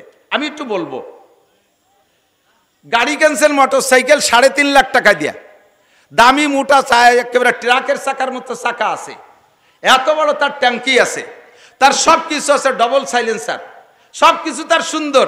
এই গাড়ির কোনো তা অভাব নাই, টাঙ্কি ভরা তেল আছে, পেট্রোল দিলে চলতো, ওয়াকটেন ঢুকাইছেন, নতুন মোবিল দিয়েছেন, সব কিছু ফার্স্ট ক্লাস ফার্স্ট। শুধুমাত্র চাকার ভিতরে হাওয়া ঢুকানোর জায়গায় যে ছোট্ট একটা বাল্ব টিউব, ওই বাল্ব টিউবটা নাই। গাড়ি চলবে? কতক্ষণ চলবে? আমার 45 লাখ টাকা দামের গাড়ি, ওর নিচে ইঞ্জিনের ভিতরে একটা পিন এক জায়গাতে পড়ে গেছে, হঠাৎ করে গাড়িটা বন্ধ হয়ে গেছে, আর চলে না। গাড়ির বডি আছে, চাকা আছে, স্যাসিস আছে, ইঞ্জিন আছে, সব কিছু ওকে আছে, শুধুমাত্র একটা পিন পড়ে গেছে, গাড়িটার ইঞ্জিন বন্ধ হয়ে গেছে, আর চলবে না। আরো সহজে বলি, আমার কৃষক বাবারা যারা আছেন, আগে যারা ক্ষেত খামার করছেন চাষবাস করে, ইদানিং তো সব চাষবাস হয়ে গেছে মেশিনই, পাওয়ার টিলার। আর আগে যারা গরু দিয়ে হাল চাষ করতেন, মনে আছে নাকি আপনাদের কথা? কৃষকরা আছেন কেউ এর ভিতরে? আমি হাল চাষ নিজে করছি, 3, 4, 5, 3 ক্লাস বাপের সাথে মাঠে হাল চড়ছি। আমার সাথে লাঙ্গলের গুটি উঁচু ছিল, দড়িয়ে ঝুলিয়ে টাইনি ঠাইছি ধরে রাখতাম। লাঙ্গল ফাংশনে সব আমি জানি। লাঙ্গল চাষ করতে লাগে কি কি? 2টা বড় গরু লাগে, বলদ গরু, আবাল গরু কয় আমাকে দিক। লাঙ্গল লাগে, জুমাইল লাগে। জুমাইল বানাইছেন শাল কাঠ দিয়া, লাঙ্গল বানাইছেন লোহা কাঠ দিয়া, স্টিচ সব কিছু সুন্দর করে বানাইছেন, ফাল বানাইছেন স্বর্ণ দিয়া, সব কিছু ওকে। লাঙ্গল বানাইতে যাইয়া ইসা লাঙ্গলের ভিতরে যে জায়গা ঢোকে, পিছন দিয়ে একটুক একখান খুঁটো দেওয়া লাগে, ওর নাম হলো ইস্তিয়া, মনে আছে নাকি? 2.5 লাখ টাকা দামের দুটো গরু আছে, সোনার লাঙ্গল আছে, শাল কাঠের তার ইস, লোহা কাঠের তার জুমাল, সব কিছু ওকে, শুধুমাত্র সেই পিছনের একটুক একখান ফুটো ইস্তে নাই। আলচষা যাবে? আলচষা যাবে? সেম কোয়ালিটি আপনার নামাজের বড় বড় সব কিছু আছে, কিন্তু নামাজের ভিতরে একটুক একখান ইস্তে নাই, একটুক একটা বাল্ব টিউব পড়ে গেছে, আপনার নামাজের ইঞ্জিনের থেকে একটুক একটা পিন পড়ে গেছে, আপনার নামাজ বাতিল, আপনার নামাজ হবে না। এই নামাজে আপনি কিয়ামতে জান্নাতে যেতে পারবেন না। কাজেই কিয়ামতের ময়দানে যেহেতু আমাকে সবচাই সর্বপ্রথম জিজ্ঞাসা হবে নামাজের, আমার নামাজ সংক্রান্ত জরুরি মশালাগুলো শিখতে হবে। আমি এর কয়টা মশালা বলবো, শুনবেন? শুনবেন, এদিক তাকান, শুনবেন, শিখবেন। আল্লাহু আকবার। নামাজ তৈরি হতে, নামাজ কমপ্লিট হতে, পূর্ণ হতে 13টা ফরজ লাগে। কয়টা? জোরে বলেন, কয়টা? 13টা ফরজ লাগে। নাম্বার 1, 1 নম্বরে শরীর পাক। 1 নম্বরে শরীর পাক। শরীর পাকের মানে পেশাব পায়খানা ওয়াল এভরিথিং নাপাক থেকে আপনার গাডা পাক রাখতে হবে। 2 নম্বরে কাপড় পাক। 2 নম্বরে কাপড় পাক। 3 নম্বরে নামাজের জায়গা পাক। 4 নম্বরে সতর ডাকা। আমি এই 4টে মাসালা আগে বলি। আপনার শরীর পাক রাখার জন্য নারী পুরুষ যারা আছেন প্রত্যেকের একটু ব্যতিক্রম আছে। পুরুষের পেশাবের থেকে শরীর পাক রাখা একেবারে ইম্পর্টেন্ট, জরুরি। তিরমিজি শরীফের হাদিস, সাহাবী বলতেছেন মারা রাসূলুল্লাহ সাল্লাল্লাহু আলাইহি ওয়াসাল্লাম বিকবরাইন, নবী আলাইহিস সালাতু ওয়াস সালাম আমাদেরকে নিয়ে রাস্তা দিয়ে হাঁটতেছেন, যাইতে যাইতে রাস্তার পাশে 2টে কবর। এই 2টে কবর দেখে নতুন 2টে কবর মনে হচ্ছে। এই 2টে কবরের কাছে যে হুজুর দাঁড়িয়ে গেলেন, ফাকামা রাসূলুল্লাহ সাল্লাল্লাহু আলাইহি ওয়াসাল্লাম, হুজুর দাঁড়িয়ে গেলেন। আমরা বললাম ইমশি ইয়া রাসূলুল্লাহ, হুজুর হাঁটেন। হুজুর বলেন না, আর হাঁটা গেল না। মাররা ইয়া জামানা ফি হাদাইনিল কবরাইন, হুজুর বলতেছেন এই 2টে কবরের মধ্যে আযাব হচ্ছে। সাহাবায়ে কেরাম বলে কাইফা আরাফতা ইয়া রাসূলুল্লাহ, আপনিও যেখানে আমরাও সেখানে, আমরা দেখছি, আপনি কিভাবে বুঝলেন? হুজুর বলেন কাশাফ আল্লাহু বাইনা ইয়াদাইয়া, আমার সামনে আল্লাহ তাআলা খুলে দিয়েছে, আমি দেখতেছি 2জন আযাব ভোগ করতেছে, 2জনের কবরে জাহান্নামের সাথে দরজা খুলে দিয়েছে। ফামা বালুহুমা, হুজুর এদের সমস্যা কি, কোন কারণে এদের আযাব হচ্ছে? ওরা কি মুসলমান না কাফের? কয় 2জন মুসলমান। 2জন মুসলমানের কবরে আযাব হচ্ছে, দোষ কি? কয় হুজুর বলেন এই 2জন লোকের পারিবারিক অবস্থা সন্ধান করো। কবরওয়ালাদের বাড়ি খবর নিয়ে দেখা গেল 2জনের অবস্থা জানা গেছে। একজনের সমস্যা জিবরিল আগে হুজুরকে বলে দিয়েছে, একজনের সমস্যা হলো লোকটা নামাজ পড়তো, সব কিছু কমপ্লিট, এমসি বিন নামিমা, ওই লোকটার স্বভাব ছিল চগলখুরি করা। এই চগলখুরি করা, চগলখুরি তো বোঝেন, এই চগলখুরি করার কারণে ওই লোকটার অবস্থা এই হয়েছে যে কবরে আল্লাহ তাআলা তাকে আযাব দিচ্ছে, তার কোনো তাই তারা ঠেকাতে পারেনি। দ্বিতীয় জনের কবরের আযাবে, দ্বিতীয় জনের কবরে আযাব হলো লা ইয়াস্তানজি আনিল বাউল, লোকটা পেশাব থেকে পরিচ্ছন্নতা অর্জন করত না। পুরুষরা পেশাব করে, পুরুষের পেশাব আর নারীদের পেশাবের ভিতরে পার্থক্য আছে। এই লোকটা পুরুষ মানুষ পেশাবের থেকে পরিচ্ছন্নতা অর্জন করত না, পেশাব করে জায়গা থেকে পানিতে ধুয়ে চলে আসতো। পুরুষের পেশাবের অবস্থা ভিন্ন রকম। পুরুষের পেশাব নালী সরু, পুরুষে যখন পেশাব করতে বসে তখন এই সরু নালীটা আঁকাবাঁকা হয়ে যায়। পেশাব করার পরে মোড়ে মোড়ে এখানে ওখানে 2-1 ফুট আটকে থাকতে পারে। যখন সোজা হয়ে দাঁড়ায় তখন ওই আটকে থাকা পেশাবটা ধীরে ধীরে নিচের দিকে পড়তে থাকে, নিচের দিকে যায়। যদি শিকারে ঢিলা ধরে ওই পেশাবটা ধরে না রাখা হয় তাহলে ওই পেশাব 2 ফুট পড়ে লাগবে গায়ে। লাগবে কোথায়? গায়ে। তো নামাজের 1 নম্বর ফরজ হলো শরীর পাক। যারা পেশাবের থেকে পরিচ্ছন্নতা অর্জন না করে, পেশাবে ঢিলা ব্যবহার না করে, ওই লোকের পেশাব শরীর পাক থাকে না। ওই লোকটা যত সুন্দর করে নামাজ পড়ুক, ওর ওই নামাজে ওকে জাহান্নামের আগুন থেকে বাঁচাইতে পারবে। আপনার সব ঠিক আছে, কিন্তু আপনার এই পিন পড়ে গেছে, পেশাবে ঢিলা ব্যবহার করেন নাই। ও দোস্ত এদিক তাকান, 1 বান্ডিল টিস্যু পেপার কিনলে, একজন পুরুষের জন্য 1 বান্ডিল টিস্যু পেপার কিনলে, পেশাব এবং পায়খানা একজন যদি একা ব্যবহার করে, 1 বান্ডিল 25 টাকা দামের 1 বান্ডিল টিস্যুতে তার 1 মাস পর্যন্ত হয়ে যায়। একা একা ব্যবহার করে দেখেন। আমার বাড়ির প্রত্যেকের বাথরুম আলাদা, আমার বাথরুম আলাদা, আমার 1 বান্ডিল টিস্যুতে 1 মাস হয়ে যায়। দোস্তরে কিয়ামতের ময়দানে পরিষ্কার হাদিসে আসছে, যে ব্যক্তি দুনিয়ায় পেশাব পায়খানা ঢিলা ব্যবহার করলো, কিয়ামতের ময়দানে আল্লাহ তাআলা ঢিলাগুলোকে রূপ পাল্টাইয়া আপনার নেকির পাল্লায় তুলে দেওয়া হবে। সুবহানাল্লাহ। হযরত ওমর ইবনে খাত্তাব রাদিয়াল্লাহু তাআলা একটা হাদিস আসছে, হযরত ওমর পেশাব কইরা ঢিলা ব্যবহার করছে। হযরত আলী দূর থেকে দেখে ফেলাইছে, দেখে ঢিলা ব্যবহার করার পদ্ধতি কি বলতে একটু শরম লাগতেছে। হযরত আলী দেখে হযরত ওমরকে বলতেছেন, ভাই আপনি পেশাবের পরে ঢিলা ব্যবহার করলেন কিভাবে? কয় যে হুজুর বলছেন যে পেশাবে যে ঢিলা ব্যবহার করা হবে, পায়খানায় যে ঢিলা ব্যবহার করা হবে, কিয়ামতের ময়দানে এইটা নেকির পাল্লায় তুলে দেওয়া হবে। এই জন্য আমি পুরো দুনিয়ারে ঢিলা বানায় ফেলাইছি, সারাটা দুনিয়ারে একটা কুলুক বানায় ফেলাইছি, যেভাবে করলে হয়, যাতে সারা দুনিয়া আমার নেকির পাল্লায় উঠাই দেওয়া হয়। আসলে হিসাব হলো আমি যে যতগুলো ঢিলা ব্যবহার করব, এই ঢিলাগুলো সংখ্যা হিসেবে কিয়ামতে নেকির পাল্লায় উঠবে। ও দোস্ত, পুরুষে মহিলাদের পেশাবে ঢিলা লাগে না, পুরুষের পেশাবে ঢিলা লাগে। আপনি যদি ঢিলা ব্যবহার না করেন, 1 নম্বরে শরীর নাপাক, 2 নম্বরে কাপড় নাপাক। শরীর নাপাক আর কাপড় নাপাক, আপনার নামাজ শেষ। আপনি যত বড় সূরা দিয়ে রুকুর ভিতরে সুবহানাল্লাহিল আযীম 39 বার, সিজদার মধ্যে 41 বার মেরে দিয়েছেন, তাতেও আপনার নামাজ হবে না। আপনি বেনামাজি হিসেবে এক ওয়াক্তের নামাজের কারণে যেমন 80 হুকবা জাহান্নাম, আপনি নামাজ পড়ার পরেও আপনি 80 হুকবা জাহান্নামে পড়তে হবে আপনাকে। কাজে আজ থেকে আমরা পুরুষরা ঢিলা ব্যবহার করব, প্রত্যেকের পকেটে ঢিলা রাখবেন। আরে মুসলমানের পকেটে কেন ঢিলা থাকবে না? ঢিলা কেন থাকবে না? এখন সহজ হয়ে গেছে, মাটির ঢিলা না, টিস্যু পেপার ব্যবহার করলে পরিষ্কার হয়ে যাচ্ছেন, এটা পকেটে কেন থাকবে না? 1 নম্বরে আপনি ঢিলা ব্যবহার করবেন। শরীর পাক, যদি আপনার শরীর না পাক থাকে, নামাজ। মা বোনরা এদিক তাকান, ছোট বাচ্চা, দুধের বাচ্চা কোলে পেশাব করে দিয়েছে, একটু হাত দিয়ে কোষ মারে ফেলাই দিয়ে ও জায়গায় একটু পানি ছিটে দিয়ে নামাজে দাঁড়াই গেছে। আপা, আপনার বাচ্চা আপনার কোলের মধ্যে পেশাব করলো, আপনি তো দোলেন না, কয় যে ও ফেরেশতা, ওনারটা বলে ফেরেশতা। ফেরেশতার নাম কি? কয় নানটু। নানটু নামে কোনো ফেরেশতা আছে? আরে ফেরেশতাদের বৈশিষ্ট্য হলো লা ইয়াকুলু ওয়া লা ইয়াশরাবু, ফেরেশতারা খায় না, পান করে না। লা ইয়াকুতু ওয়া লা ইয়াবুলু, পেশাবও করে না, পায়খানাও করে না। লা ইয়ানামু ওয়া লা ইয়াস্তাইকিজু, ঘুমও যায় না, সজাগও হয় না। তোমারটা দিক জম্মের খায় আশের বাচ্চার মতো গেলে ফ্যাস ফ্যাস করে মারতি তালে রয়েছে। তাই তোমারটা ফেরেশতা হয় কি করে? তোমারটার পেশাব পায়খানা সম্পূর্ণ নাপাক, কাপড়ে লাগছে, ওই কাপড় ওইভাবে কোষ মেরে ফেলাই দিয়ে পানি ছিটে দিলে হবে না, ওটাকে ধুইতে হবে। এবং কাপড় সুয়াইয়া যদি গায়ে লাগে, ও গাও ধুইতে হবে। কয় হুজুর, তাহলে ডেলি কতবার কাপড় পাল্টাবো, কতবার আমি এই কাপড় পাল্টাবো? এত কাপড় তো আমার নেই। হ্যাঁ, আপনার কাপড় বেশি নাই, ঠিক আছে, নামাজের জন্য একটা কাপড় আলাদা করে রাখবেন। আপনার স্বাভাবিকভাবে ডেলি ব্যবহার করার কাপড় ব্যবহার করবেন। আপনি নামাজের জন্য যে কাপড়টা অক্ত হইলে পরনের কাপড়টা পাল্টাইয়া নামাজের কাপড় পরে আপনি নামাজ পড়েন, আবার আপনি পাল্টাইয়া সেই কাপড়টা পরেন, তাহলে আপনার নামাজ সুন্দর হবে। মা বোনরা এই জায়গা থেকে দারুণভাবে অলস। ভাই এদিক তাকান, যারা গরু পালেন, ষাঁড় পালেন, বলদ পালেন, এই ইমামে আবু হানিফা রহমাতুল্লাহ আলাইহি শরীয়তে সব কিছু ভিতর ধরে মাইপে ধুইছে। বলদ গরু, ষাঁড় গরু পেশাব করলে 5 হাত সেটে, কয়াত? আর গাই গরুতে পেশাব করলে 8 হাত সেটে। গাভী দোয়ানোর সময় 90% গাভী দুধ দোয়ানোর সময় পেশাব করে দেয়।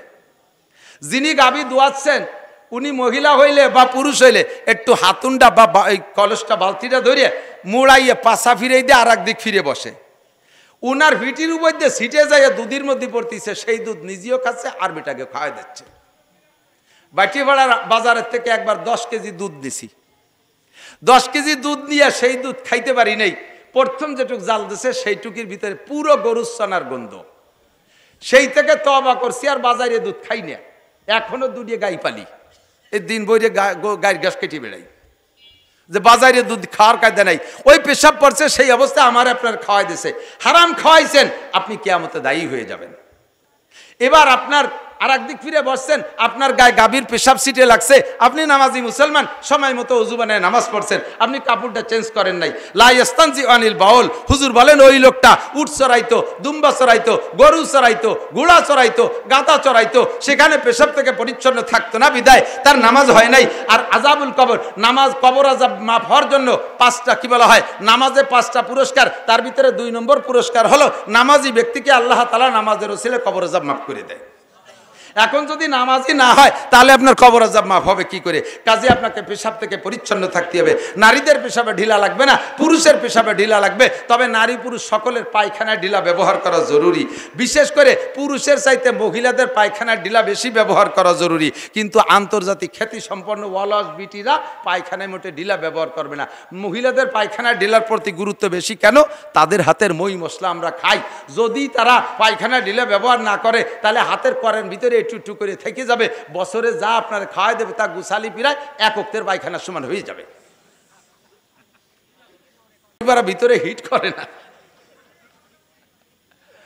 তো এই নাপাক আর পায়খানা গুমুত যাতে আমরা না খাই, এজন্যে মহিলাদের ব্যাপারে তদারকি করবেন। উন্ডা জম্বের অলস, এই আপনি তবলিগে যাচ্ছেন, বাথরুমের ভিতরে এক বান্ডিল টিস্যু ঝুলোই থিয়ে যাবেন, বউরে কয়ে যাবেন যে দেখো এই টিস্যু ব্যবহার করো। দেখবেন যে আপনি এক মাস পরে 40 দিন চিল্লে দিয়ে এসে দেখবেন সেই টিস্যুর প্রতি মাকড় সাহেব বাসা বাঁধিয়ে ফেলাইছে, উনি খুলিও দেখে নেই। ঠিক কি ঠিক না? আসেন এরপরে মাসালা, আমরা অজু বানাইয়া কাপড়টা সুন্দর করে বলবো। নামাজের ভিতরে কাপড় পরি, এমনি সময় টাকনু শুয়ে লুঙ্গি পরি, নামাজের সময় একটু উঠোই পরি, এমনি সময় টাকনু শুয়ে প্যান্ট পরি। এ হাদিসে আছে কলা রাসূলুল্লাহ সাল্লাল্লাহু আলাইহি সাল্লাম মান জাররা ইজারাহু বাতারা লাম ইয়ানজুরিল্লাহু ইলাইহি ইয়াউমাল কিয়ামাহ। যেই ব্যক্তি টাকনু শুয়ে কাপড় পরে, এদিক যেই ব্যক্তি পুরুষটা টাকনু শুয়ে কাপড় পরে, লাম ইয়ানজুরিল্লাহু ইলাইহি ইয়াউমাল কিয়ামাহ, ওই লোকটা নামাজ পড়ুক, রোজা রাখুক, হজ করুক, যাকাত দিক, তাবলীগ করুক, সরবরাই করুক, যত বড় পীরের মুরিদ হোক না কেন, ওই লোকটা হজ করুক আর উমরা করুক, কিয়ামতের ময়দানে ওই লোকটার দিকে আল্লাহ ফিরেও তাকাবে না। আমরা মনে করি এই টাকনু শুয়ে কাপড় শুধু নামাজের ভিতরে। ও দোস্ত, এইটা সর্বক্ষণ। এ আমার যুবক ভাইরা, টাকনুর নিচে কাপড় পরবা না, প্যান্টটারে কাইটা খাটো করো। আমরা এমনি সময় লম্বা থাকে, নামাজের সময় একটু ভাঁজ দেই, 2-4 বার উঠতি বসতি সে জায়গা মতো খুলিয়ে জায়গায় চলে যায়। প্যান্টটারে বানাইছে এমন ভাবে টাকনুর নিচে দিয়ে যাইয়ে স্যান্ডেলের নাহের দাগ দিয়ে বার হয়ে গেছে, আর তার তলায় কোনো কাপড় নাই। সিজদা বা রুকুতি যখন যায় তখন খেলা দেখা যায়। দেখছেন না আপনারা? আমি বানাই বলি, গেঞ্জিটা আর প্যান্টটার মুখ দাঁড়ালি সমান সমান, 70 টাকা আছে, বাস দোষ নেই। যখনই রুকুতি গেছে তখন টাইট হয়ে গেছে, প্যান্টটা ওই দিক সরে চলে গেছে, গেঞ্জিটা এই দিক চলে আইছে, ফাঁসার গিরে গুড়ি 1 বিঘত বার হয়ে গেছে। 2 নম্বরে 70 টাকা ফরজ। বলেন 70 টাকা? সতর কাকে বলে? পুরুষের সতর নাভির উপরের থেকে, নাভির উপরে একেবারে এ পাশ ও পাশ সব পাশ, নাভির পাশে ঢাকা আছে গেঞ্জি দিয়ে, প্যান্ট দিয়ে, কিন্তু পিছন পাশে সিজদা বা রুকু থেকে খানিক বেরোয় গেছে। এই বেরোয় যা সতর ফরজ, যেটা ঢাকা ফরজ, এইটা যদি নামাজের মধ্যে খুলে 3 তসবিহ পরিমাণ খোলা থাকে, সুবহানা রাব্বিল আযীম, সুবহানা রাব্বিল আযীম, সুবহানা রাব্বিল আযীম, একটুক টাইম যদি খোলা থাকে তাহলে নামাজ বাতিল। মহিলাদের নামাজের ভিতরে চুলের আগার থেকে পায়ের তালু পর্যন্ত নামাজের মধ্যে ঢেকে রাখা ফরজ, কোনো অঙ্গ বেরোইতে পারবে না। মহিলাদের নামাজের ভিতরে হাত একটা অঙ্গ, চুল একটা অঙ্গ, পা একটা অঙ্গ, বগল একটা অঙ্গ, এক একটা অঙ্গ আলাদা। কাপড় যদি নামাজের ভিতরে পরছে ঠিক করে, কিন্তু নামাজের ভিতরে ফ্যানের বাতাসে মাথাতে কাপড় পড়িয়ে গেছে, মহিলা মনে করছে যে আমি তো দাঁড়াইছি তো ঠিক মতো, পরে ফ্যানে ভেলাই দিলে আমার দোষ কি? ওই অবস্থায় উনি নামাজ পড়িয়ে উঠছে, ওনার নামাজ হয়নি। সিজদার থেকে উঠে যখন বসছে, বাচ্চা 2 বছরই একটা দুধ খায়, সে আইসা সুযোগ পেয়ে মার গায়ের কাপড় টান দিয়ে ফেলাই দিয়ে দুধ খাওয়া শুরু করে দিয়েছে, এক পাশ দিয়ে কাপড় গাছ থেকে খুলে ফেলাই দিয়েছে। 3 তসবিহ পরিমাণ খোলা থাকলে নামাজ বাতিল। নামাজ ফরজ, নামাজ দাঁড়ায় পড়া ফরজ, ফরজ নামাজ দাঁড়ায় পড়া ফরজ। 90% মহিলারা নামাজ দাঁড়ায় পড়ার থেকে চরম অলস, দুনিয়ার সব কাম কাজ করে ঠিক মতো, নামাজের সময় গেলে ওনার হাত পায়ে বল থাকে না, ফরজ নামাজ বসে পড়ে। আবার নামাজ শেষ করে উঠে যায়, দান উড়তি বলে তুই চলে গেছে, খুলে নে 3 ছলি দান উড়োই বলে ইয়া জাকা নাকা গোলা ভরিয়ে বেলাইছে, অথচ নামাজের সময় আসলে ওনার গায়ে বল থাকে না। ফরজ নামাজ যদি বসে পড়ে তাহলে তার নামাজ হবে না, ফরজ নামাজ বসে পড়লে নামাজ হবে না। এবার আসেন আর একটা মাসালা। আমরা এবার নামাজ ভাঙ্গার কারণ 19টা। কয়টা? নামাজ ভাঙ্গার কারণ কয়টা? 19টা। এই নামাজ ভাঙ্গার কারণগুলো আমার অহরহ ঘটে যাচ্ছে, অথচ আমি না জানা থাকার কারণে আমার নামাজ আমি পড়িয়ে যাচ্ছি, আপনার নামাজ হচ্ছে না। যেমন এদিক তাকান, তার ভিতরে নামাজ ভাঙ্গার কারণ 19টার ভিতরে 1 নম্বর কারণ হলো নামাজে কেরাত অশুদ্ধ পড়া। নামাজে কেরাত শুনবো? ইন্টারভিউ নেব নাকি? ইন্টারভিউ নেব? আমি জানি দেখতে যত সুন্দর ডকের, আসলে অত ডকের না। তবলিগে 3 চিল্লা দেশে, অথচ আজও পর্যন্ত কোরআন শরীফ শুদ্ধ করে পড়তে পারে না। বেশ কয়েক বছর আগে এই পাশের নাম আমি ভুলে গেছি, ওই যে ফোম কোম্পানিতে চাকরি করে না, যেন ফোমের ব্যবসা করে, কি যেন নাম, ওই ব্যাসপুরীর ওই পাশে ইবাদতের মাহফিলে আমি আসছি। ওই জায়গায় নড়ালির থেকে একটা তবলিগ জামাত আইছে, ওই পাশের নড়ালির থেকে, জেলা নড়ালির থেকে তবলিগ জামাত 3 দিন ওখানে কাটানোর পরে তবলিগের আমির সাহেব ওই দিন মাহফিলের দিন, শেষ 3 দিনের 3য় দিন, ওই দিন ওই মাহফিল ওনার মসজিদের কাজ সাইরা আমার মাহফিলে আসে, আইসি আমারে ধরছে, হুজুর আপনি সারা দেশে ওয়াজের মধ্যে তবলিগি রস করেন, আপনার এলাকায় তবলিগ করতে পারেন না? এই এলাকার মুসলমানরা আজও কলেমাটাও পড়তে পারে না। আমি বলে কি মুসলমান কলেমা পড়তে পারে না? এরকম মুসলমান এখনো আছে। কয় হুজুর আমরা যে মসজিদে আসছি ওই পাশে কোন মসজিদে যেন আসছে, আমাদের মসজিদে 3 দিন পর্যন্ত 3 বুড়োরে কলেমা মস্ক করাচ্ছি, আজকে আমি লাস্টে পরীক্ষা নিছি, আজও কলেমা পড়তে পারে নাই, অথচ নামাজ পড়তে পড়তে কপালে দাগ হয়ে গেছে। নিয়মিত ইশরাক পড়ে, আওয়াবিন পড়ে, তবলিগের সময় লাগাইছে, অথচ আজও কলেমাটা শুদ্ধ করে পড়া শেখে। আমি কিন্তু পড়ে কি কয় যে আজও আমার লাস্টে ইন্টারভিউতে জব কলেমা শুনেছে লা ইলাহা মুহাম্মাদুর রাসূলুল্লাহ। আমি ধমক দিছি, মিয়া আজ 3 দিন পড়াছি লা ইলাহা ইল্লাল্লাহ মুহাম্মাদুর রাসূলুল্লাহ, এখনো ইল্লাল্লাহ কইতে পারেন আপনি? কি আজ বাদে কাল যাবেন মরে, রাতারাত মরে যেতে পারেন, এখনো কলেমাটা শুদ্ধ করে পড়তে পারেন না? সে বুড়ো আমারে কয় মিয়া সব জায়গার কলেমা একরকম না। বুঝাইছে তোমাকে নড়াইলে কলেমা ইল্লাল্লাহ আছে, আমাকে কুফাইলে কলেমা ইল্লাল্লাহ নাই। ও মুসলমান, নামাজের ভিতরে অশুদ্ধ পড়েন, সূরা ফাতিহা জিজ্ঞেস করলে এর ভিতরে 90% পাবলিক শুদ্ধ করে পড়তে পারবেন না। কথা বলেন ঠিক কি ঠিক না? একামত দেন। আমি আমার মাদ্রাসার মসজিদে কুরবানির বন্দে সম্ভবত সব ছাত্ররা চলে গেছে, হুজুররা কেউ নাই, একা একা মসজিদে নামাজ পড়ি। একজন পাবলিক আছে আমার পাশে, ও প্রত্যেক ওয়াক্তেই নামাজ পড়ে, ও সব মাদ্রাসা খোলা থাকলে মাদ্রাসা পড়ে, এমনি সময় পড়ে। ও মুসল্লি আর আমি একা, আমি ইমাম। ওরে এখন বললাম যে তুই ইকামত দে, তোরে ইকামত দিতে কইছি, ও ভয়লা টের পায় না। আমি কই ইকামত দে, ইকামত বুঝিস? ও কানে হাত দিয়ে আজান দেওয়া শুরু করে দিতেছে, একামত দিতে যে আজান দিয়ে শুরু করে দিতেছে। এত মাদ্রাসায় এত আলেম উলামার ফেসের মধ্যে আজ ইকামত চেন না। আবার ইকামত দিতে যে ইকামতের যে কোয়ালিটি তা শুনলি শয়তানও হাসতে হাসতে বেরোয় চলে যায়।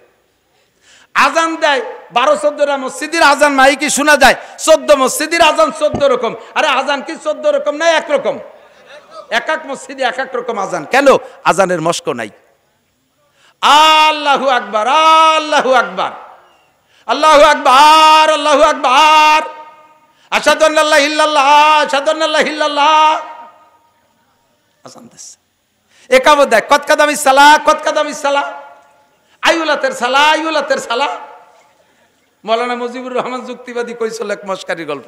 কয়ে গেছি লন্ডন যাই এক মসজিদে দেই যে নামাজ পড়তে ঢুকছি, মসজিদে যে একামত দিচ্ছে, তো একামতে হাইয়ালাল ফালা যা কইলো তাতে শোনা যাচ্ছে হালার বোথালা, হালার বোথালা। পরে নামাজের পরে ধরছি, এ তোর বাড়ি কোন জায়গা? পরে আমার বাড়ি বাংলাদেশের সিলেট। তো এই কামতে কি কলি? এই হাইয়ালাল ভালা কলি না হালার বোথালা কলি? যা কই তা কই, তাই 1 লাখ টাকা বেতন। তো জীবন ভরে 1 লাখ টাকা বেতন খাইলা আর হাইয়ালাল ভালাটা ঠিক করে বলা শিখলে না। এর ভিতরে একামত বলতে মস্ক বলতে বললে 90% পাবলিক একামত ফেল করবেন। আমি একটু একামত মস্ক করাই। এই একামত মস্ক করানোর ওয়াজ ঠুক কিসসা কাহিনী আর দুনিয়ার আজেবাজে দিয়া 1000 বছর ওয়াজ করলে যে নেকি হবে, এই একামত মস্কের ভিতরে আপনি তার চেয়ে বেশি নেকি নিয়ে বাড়ি যাবেন ইনশাআল্লাহ। রাজি আছেন তো ইনশাআল্লাহ? একামত দেবেন, এদিক তাকান। আজানে পড়তাম দুই শব্দ একসাথে, আল্লাহু আকবার, আল্লাহু আকবার। বার করে টানলে আজান গলত, ওই আজান আবার দিতে হবে। আল্লাহু আকবার, আল্লাহু আকবার। আপনার ঈমান নষ্ট হয়ে গেছে। কি বলছেন আপনি জানেন? আল্লাহু আকবার মানে আল্লাহ সবচেয়ে বড়। যদি কেউ টান দেন তখন জিজ্ঞাসা হয়ে গেছে। আপনি তখন কেমন কাহারো কাছে জিজ্ঞাসা করতেছেন আল্লাহ কি বড়? আমার তো তা মনে হয় না। এ আল্লাহ বড় না ছোট? আল্লাহ যে বড় এইটা কি কাহারো কাছে জিজ্ঞাসা করবেন না স্বীকার করবেন? বলেন জিজ্ঞাসা করবেন না স্বীকার করবেন? কিন্তু আপনি যে আজান আর ইকামত দিয়েছেন আরে টান দিয়ে এইটা আপনি জিজ্ঞাসা করে ফেলেছেন, হামজা ইস্তেফহাম, আল্লাহু আকবার। এরপর আবার আপনি বলেন আল্লাহু আকবার, আল্লাহু আকবার। এ আরেক মাইর কইছেন আল্লাহু আকবার। কি কইছেন জানেন? আল্লাহ বড় বেয়াদব, আল্লাহ বড় উশৃঙ্খল। নাউযুবিল্লাহ, নাউযুবিল্লাহ। আকবার মানে সবচেয়ে বড়, আকবার হলো শয়তানের সিফাত, শয়তানের গুণ হলো আকবার। আকবার মানে উশৃঙ্খল, আকবার মানে বেয়াদব, আকবার মানে উশৃঙ্খল। আল্লাহ কি বেয়াদব উশৃঙ্খল? কিন্তু আপনি বলছেন আল্লাহু আকবার, তার মানে আল্লাহ উশৃঙ্খল। তাহলে আপনার নামাজ কি হয়েছে? ইন্নাস সালাতা তানহা আলী, এই পিন পড়ে যাচ্ছে, এগুলো সব পিন পড়ে যাচ্ছে, বাল্ব টিউব খুলে যাচ্ছে, লাঙ্গলের ইস্তে খুলে গেছে। এর কারণে আপনার নামাজে আপনারা বিড়ির থেকে ফিরেতে পারে না, আপনার নামাজে আপনারা বেপরদার থেকে ফিরেতে পারে না, আপনার নামাজে আপনারা সুদিয়া কারবারতে ফিরেতে পারে না, আপনার নামাজে আপনারা ঘুষ খাওয়া থেকে ফিরেতে পারে না, আলটালে থেকে ফিরেতে পারে না, জারি যাত্রা করসা গাজীর গান থেকে ফিরেতে পারে না, আপনার নামাজে আপনার ঠাউর বাড়ি মেলায় যা থেকে ফিরেতে পারে না, মদ গাজা ইয়াবা ফেন্সিডিল হিরোইন থেকে ফিরেতে পারে না, পরের জমি জাল দলিল করা থেকে ফিরেতে পারে না, জিনা ব্যভিচার থেকে ফিরাইতে পারে না, দুধে পানি দেওয়ার থেকে ফিরাইতে পারে না, মিথ্যে কথা থেকে ফিরাইতে পারে না, নামাজের দায়িত্ব ছিল এই সমস্ত আকাম থেকে ফিরেলু, কিন্তু আপনি নামাজ জানি শুদ্ধ করতে পারেন নাই, এর কারণে আপনার কোনো আকাম থেকে ফিরেতে পারতেছে না। কষ্ট হচ্ছে? অপ্রয়োজনীয় কিছু বলতেছি? সমস্যাগুলো আছে না নাই কথা বলেন। এরপরে এদিক তাকান, এবার একটু আজান একামতটা মস্ক করাই দিয়ে এদিক এদিক আজান দেবে মুয়াজ্জিন। অনেকে আজান দেওয়ার জন্য পাগল, বুড়ো জীবন ভরে আজান দিয়েছে ভুল আজান, এ ফাঁকে যদি বুড়ো রাস্তায় দেরি দেহে কেউ শুদ্ধ আজান একটা দিয়ে ফেলে, বুড়ো গদগদ করে মসজিদে নামাজ না পড়ে আইটি চলে যায়, নামাজ পড়বো না, আমার আজান আর এক ধরে দিয়ে দিছে। তোমার আজান দিতে এত লোভ, তা তুমি যে ছাতা আজান দাও ওতে তো আজান হয় না। কয় যে হযরত বিলালের ভুল আজান, এটাও আমরা শুনছি। আরে ভুল আজানের অনুমতি আছে, আপনি ভুল আজানের অনুমতি আছে কখন জানেন? আপনার বিলাল রাদিয়াল্লাহু তাআলা আশহাদু আল্লাহ কইতে পারতো না, আশহাদু কইতো।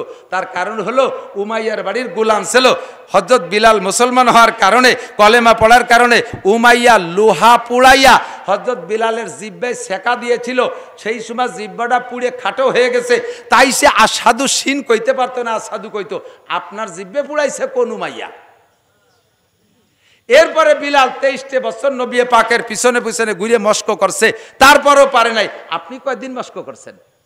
আপনারে মস্ক করতে যদি মসজিদি তবলিগ আইছে, যদি বলি যে কাকা মসজিদি যেন মস্ক আছে, কয় যে না আমার হলো মাজায় ব্যথা, বসে থাকতে পারি না, চার দোকানে ঘন্টার পর ঘন্টা বসে থাকবে, মসজিদি যাইতে পারে না, তবলিগি যে মস্ক করতে পারে না, হুজুরি কাছে মস্ক করতে পারে না। আপনাকে বিনা মস্কে এই যে ভুল আজান দিয়ে যাচ্ছেন, এই আজানের বিনিময়ে আপনি কিচ্ছু পাবেন না কিয়ামতের ময়দানে। একামতটা শুদ্ধ করে দেন। একামতের 4 শব্দ এক নিঃশেষে, প্রথম 4 শব্দ এক নিঃশেষে। আমি বলবো, আপনারা একটু বলবেন আল্লাহু আকবার, আল্লাহু আকবার, আল্লাহু আকবার, আল্লাহু আকবার। একটু দেন না। আল্লাহু আকবার, আল্লাহু আকবার, আল্লাহু আকবার। 4 শব্দ এক নিঃশেষে। এরপরে প্রত্যেক 2 শব্দ এক এক নিঃশেষে। আশহাদু আল্লা ইলাহা ইল্লাল্লাহ, আশহাদু আল্লা ইলাহা ইল্লাল্লাহ, আশহাদু আল্লা ইলাহা ইল্লাল্লাহ, আশহাদু আল্লা ইলাহা ইল্লাল্লাহ, আশহাদু আন্না মুহাম্মাদার রাসূলুল্লাহ, আশহাদু আন্না মুহাম্মাদার রাসূলুল্লাহ, আশহাদু আন্না মুহাম্মাদার রাসূলুল্লাহ, আশহাদু আন্না মুহাম্মাদার রাসূলুল্লাহ। হাইয়া আলাস সালাহ, হাইয়া আলাস সালাহ, হাইয়া আলাস সালাহ, হাইয়া আলাস সালাহ। অনেকে কয় হাইয়া আলাস সালাতে, হাইয়া আলাস সালাহ, এতে হবে না। হাইয়া আলাস সালাহ, হাইয়া আলাস সালাহ, হাইয়া আলাস সালাহ, হাইয়া আলাস সালাহ। অনেকে কয় হাইয়া আলাল ফালাহ, হাইয়া আলাল ফালাহ, মাঝে একবার হাই কই একটা গাই দেয়, এই গাই হবে না। হাইয়া আলাল ফালাহ, হাইয়া আলাল ফালাহ। কদ কামাতিস সালাতু, কদ কামাতিস সালাহ, তাই নাকি? কদ কামাতিস সালাহ, কদ কামাতিস সালাহ। ওই নাই, অনেকে কইছে কদ কামাতিস সালাহ, কইছে কদ, কোন না কদ। আরে মিয়া ওয়াজের একটু মস্ক হয়ে যাক, জীবন ভরে ওয়াজ শুনছেন, আজকে একটু সহি হয়ে যাক। কদ কামাতিস সালাহ, কদ কামাতিস সালাহ, কদ কামাতিস সালাহ। শেষের 3 শব্দ এক নিঃশেষে।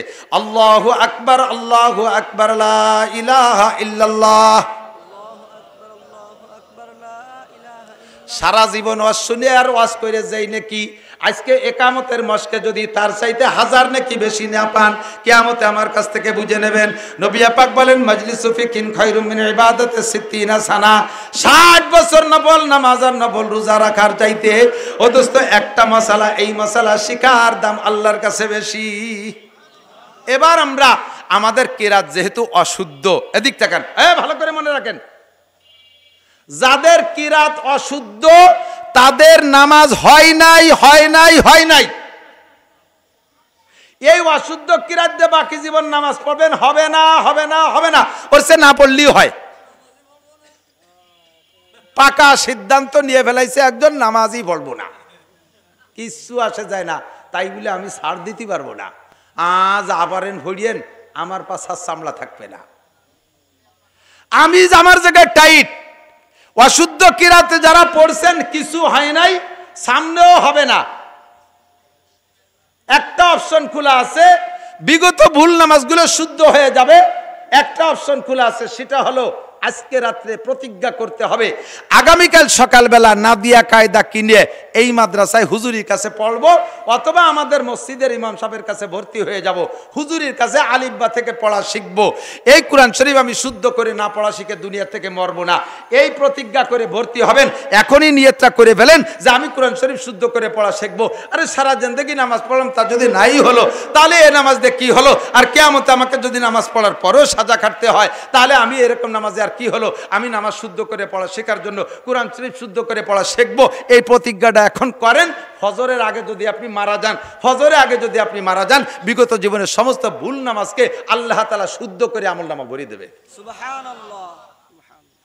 আহা, জজবা তৈরি করতে পারলাম না, বোঝেন নাই কথা? নিয়ত করতে হবে আমি কোরআন শরীফ কালকে থেকেই পড়া শেখা শুরু করব। মহিলাদের কোরআন শরীফ, মহিলারা একটু কোরআন শরীফ বেশি পড়ে, কিন্তু কিচ্ছু হয় না, কিচ্ছু হয় না। ওই একসময় কইতা মারেন ব্যাঙ্গা নু সালাম দিছি, বিটিরা একটু রাগ হয়। মক্তবের হেলপারি তো করছি আমি, জানি কে কেমন পড়ে। আল্লাহু আকবার। কিচ্ছু হয় না, অথচ রমজান মাসে 5 খতম দিয়ে দেয়, মাসে মাসে খতম একটা দেয়, কিচ্ছু হয় না।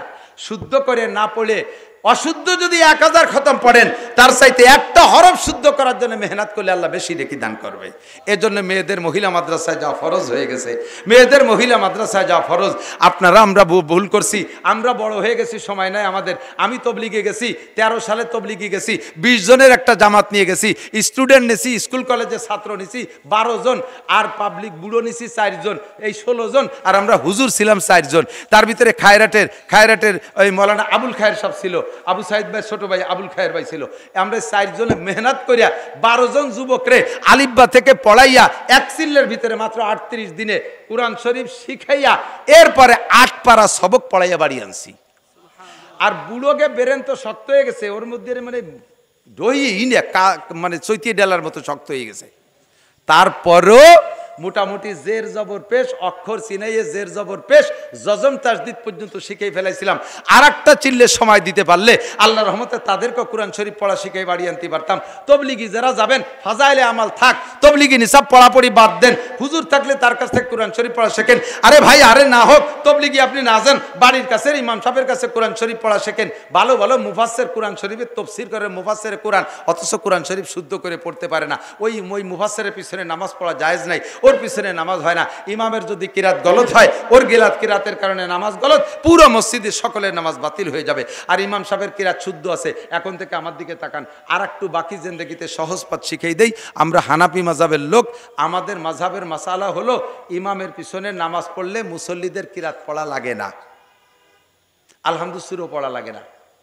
তাহলে কিরাত গলত হলে যে নামাজ বাতিল হয়ে যায়, এই বিপদটা থেকে কমপক্ষে ফরজ নামাজে বেঁচে যাচ্ছি ইমামের পিছনে নামাজ পড়লে। কথা বলুন ঠিক কি ঠিক না?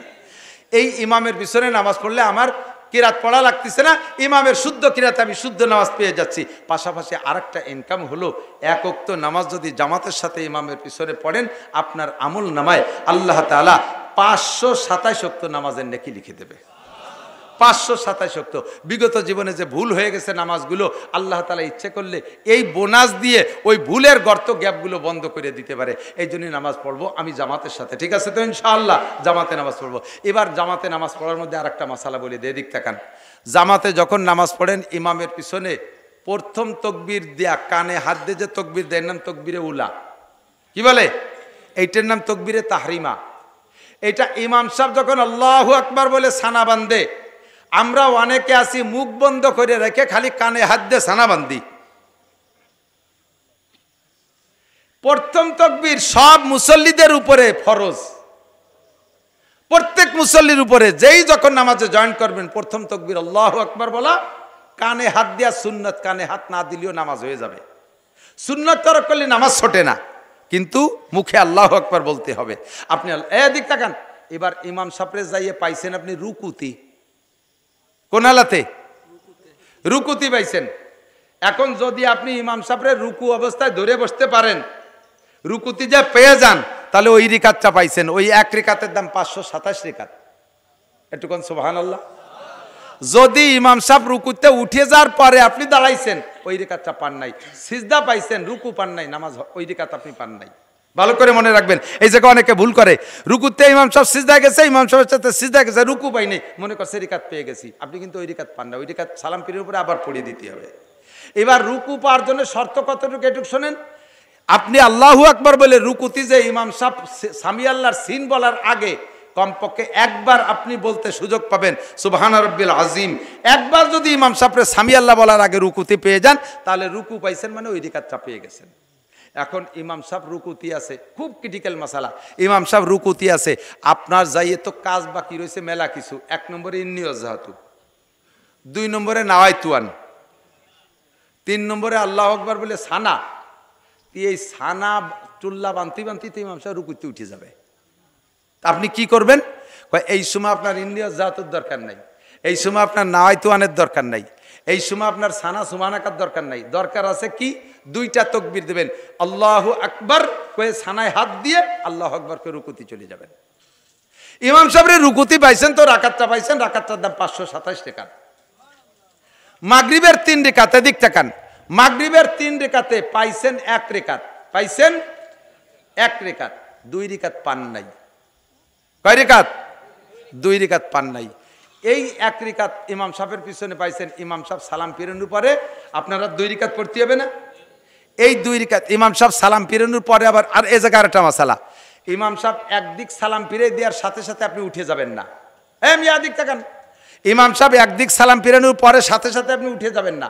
কারণ হতে পারে একদিক সালাম ফিরে ইমাম সাহেব তো সসিদাও দিয়ে বসতে পারে, কাজেই দ্বিতীয় দিক বাম দিক সালাম ফিরানোর আগে আপনি উঠবেন না।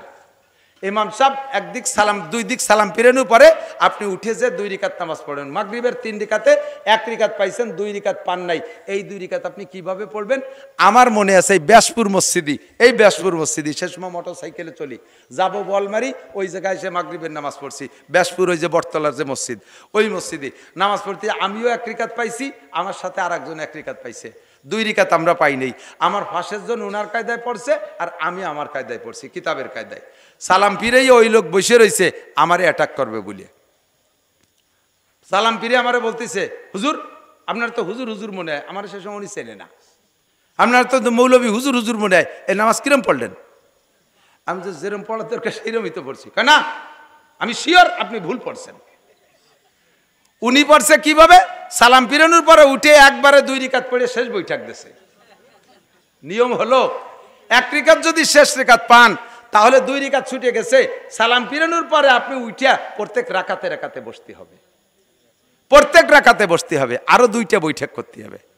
আমি আমার নিয়মে পড়ছি, উনি কয় আপনি ভুল পড়ছেন। আমি বলে ভুল পড়ছি কিভাবে? কয় কি? আল্লাহ তাআলা মাগরিবের নামাজে 3 রেকাতে 2টা বৈঠক পাবে, আল্লাহ 2টা বৈঠক পাবে। তা 1 বৈঠক তো ইমাম সাহেবের সাথে দিছি, আর 2 রেকাত বাকি আছে। 2 রেকাত পড়িয়ে শেষবারে আর 1 বৈঠক দিলে 2 বৈঠক হয়ে গেল। আমি বলি এটা কি আপনি কিতাবে পাইছেন কোন জায়গা? কয় কিতাবে পাবো কা, নিজের একটা বুঝ আছে না। 2 রেকাত 3 রেকাত নামাজে 2 বৈঠক, তা 1 বৈঠক দিছি আর 1 বৈঠক বাকি আছে। নিজের বুঝ হিসেবে পড়লে হবে না, আপনাকে এবার প্রত্যেক রাকাতে বসতে হবে। কথা বলেন ঠিক না? আর একটা মাসালা বলি, পিন মার্কা মাসালা, এদিক তাকান। এর একটা মাসালার দাম 60 বছর নফল নামাজ নফল রোজার চাইতে বেশি। সেটা হলো জোহরের নামাজ 4 রেকাত, ইমামের পিছনে পাইছেন 1 রেকাত। কয় রেকাত বাদ আছে? 3 রেকাত। ইমামের পিছনে পাইছেন কি প্রথম রেকাত না শেষ রেকাত? শেষ রেকাত না? তাহলে প্রথম যে 3 রেকাত ছড়ছে, এই 3 রেকাত কি কি রেকাত ছড়ছে? 2 রেকাত ছড়ছে সুরো মিলানো 2 রেকাত, আর 1 রেকাত ছড়ছে শুধু ফাতিহাওয়ালা 1 রেকাত, তাই না? এই 3 রেকাতটা আপনি কিভাবে পড়বেন? আপনি ইমাম সাহেব সালাম ফিরানোর পরে উঠিয়া দাঁড়াইয়া 1 রেকাত পড়বেন। এই রেকাত কি দিয়ে পড়বেন বলেন তো? সুরো মিলাইয়া পড়বেন। মনে যদি আপনি নিজে নিজে বুদ্ধি খাটান যে শুধু আলহামদুলিল্লাহ সুরা আলা 2 রেকাতে এক পাশে নিয়ে যাই, এই যুক্তিতে হবে না।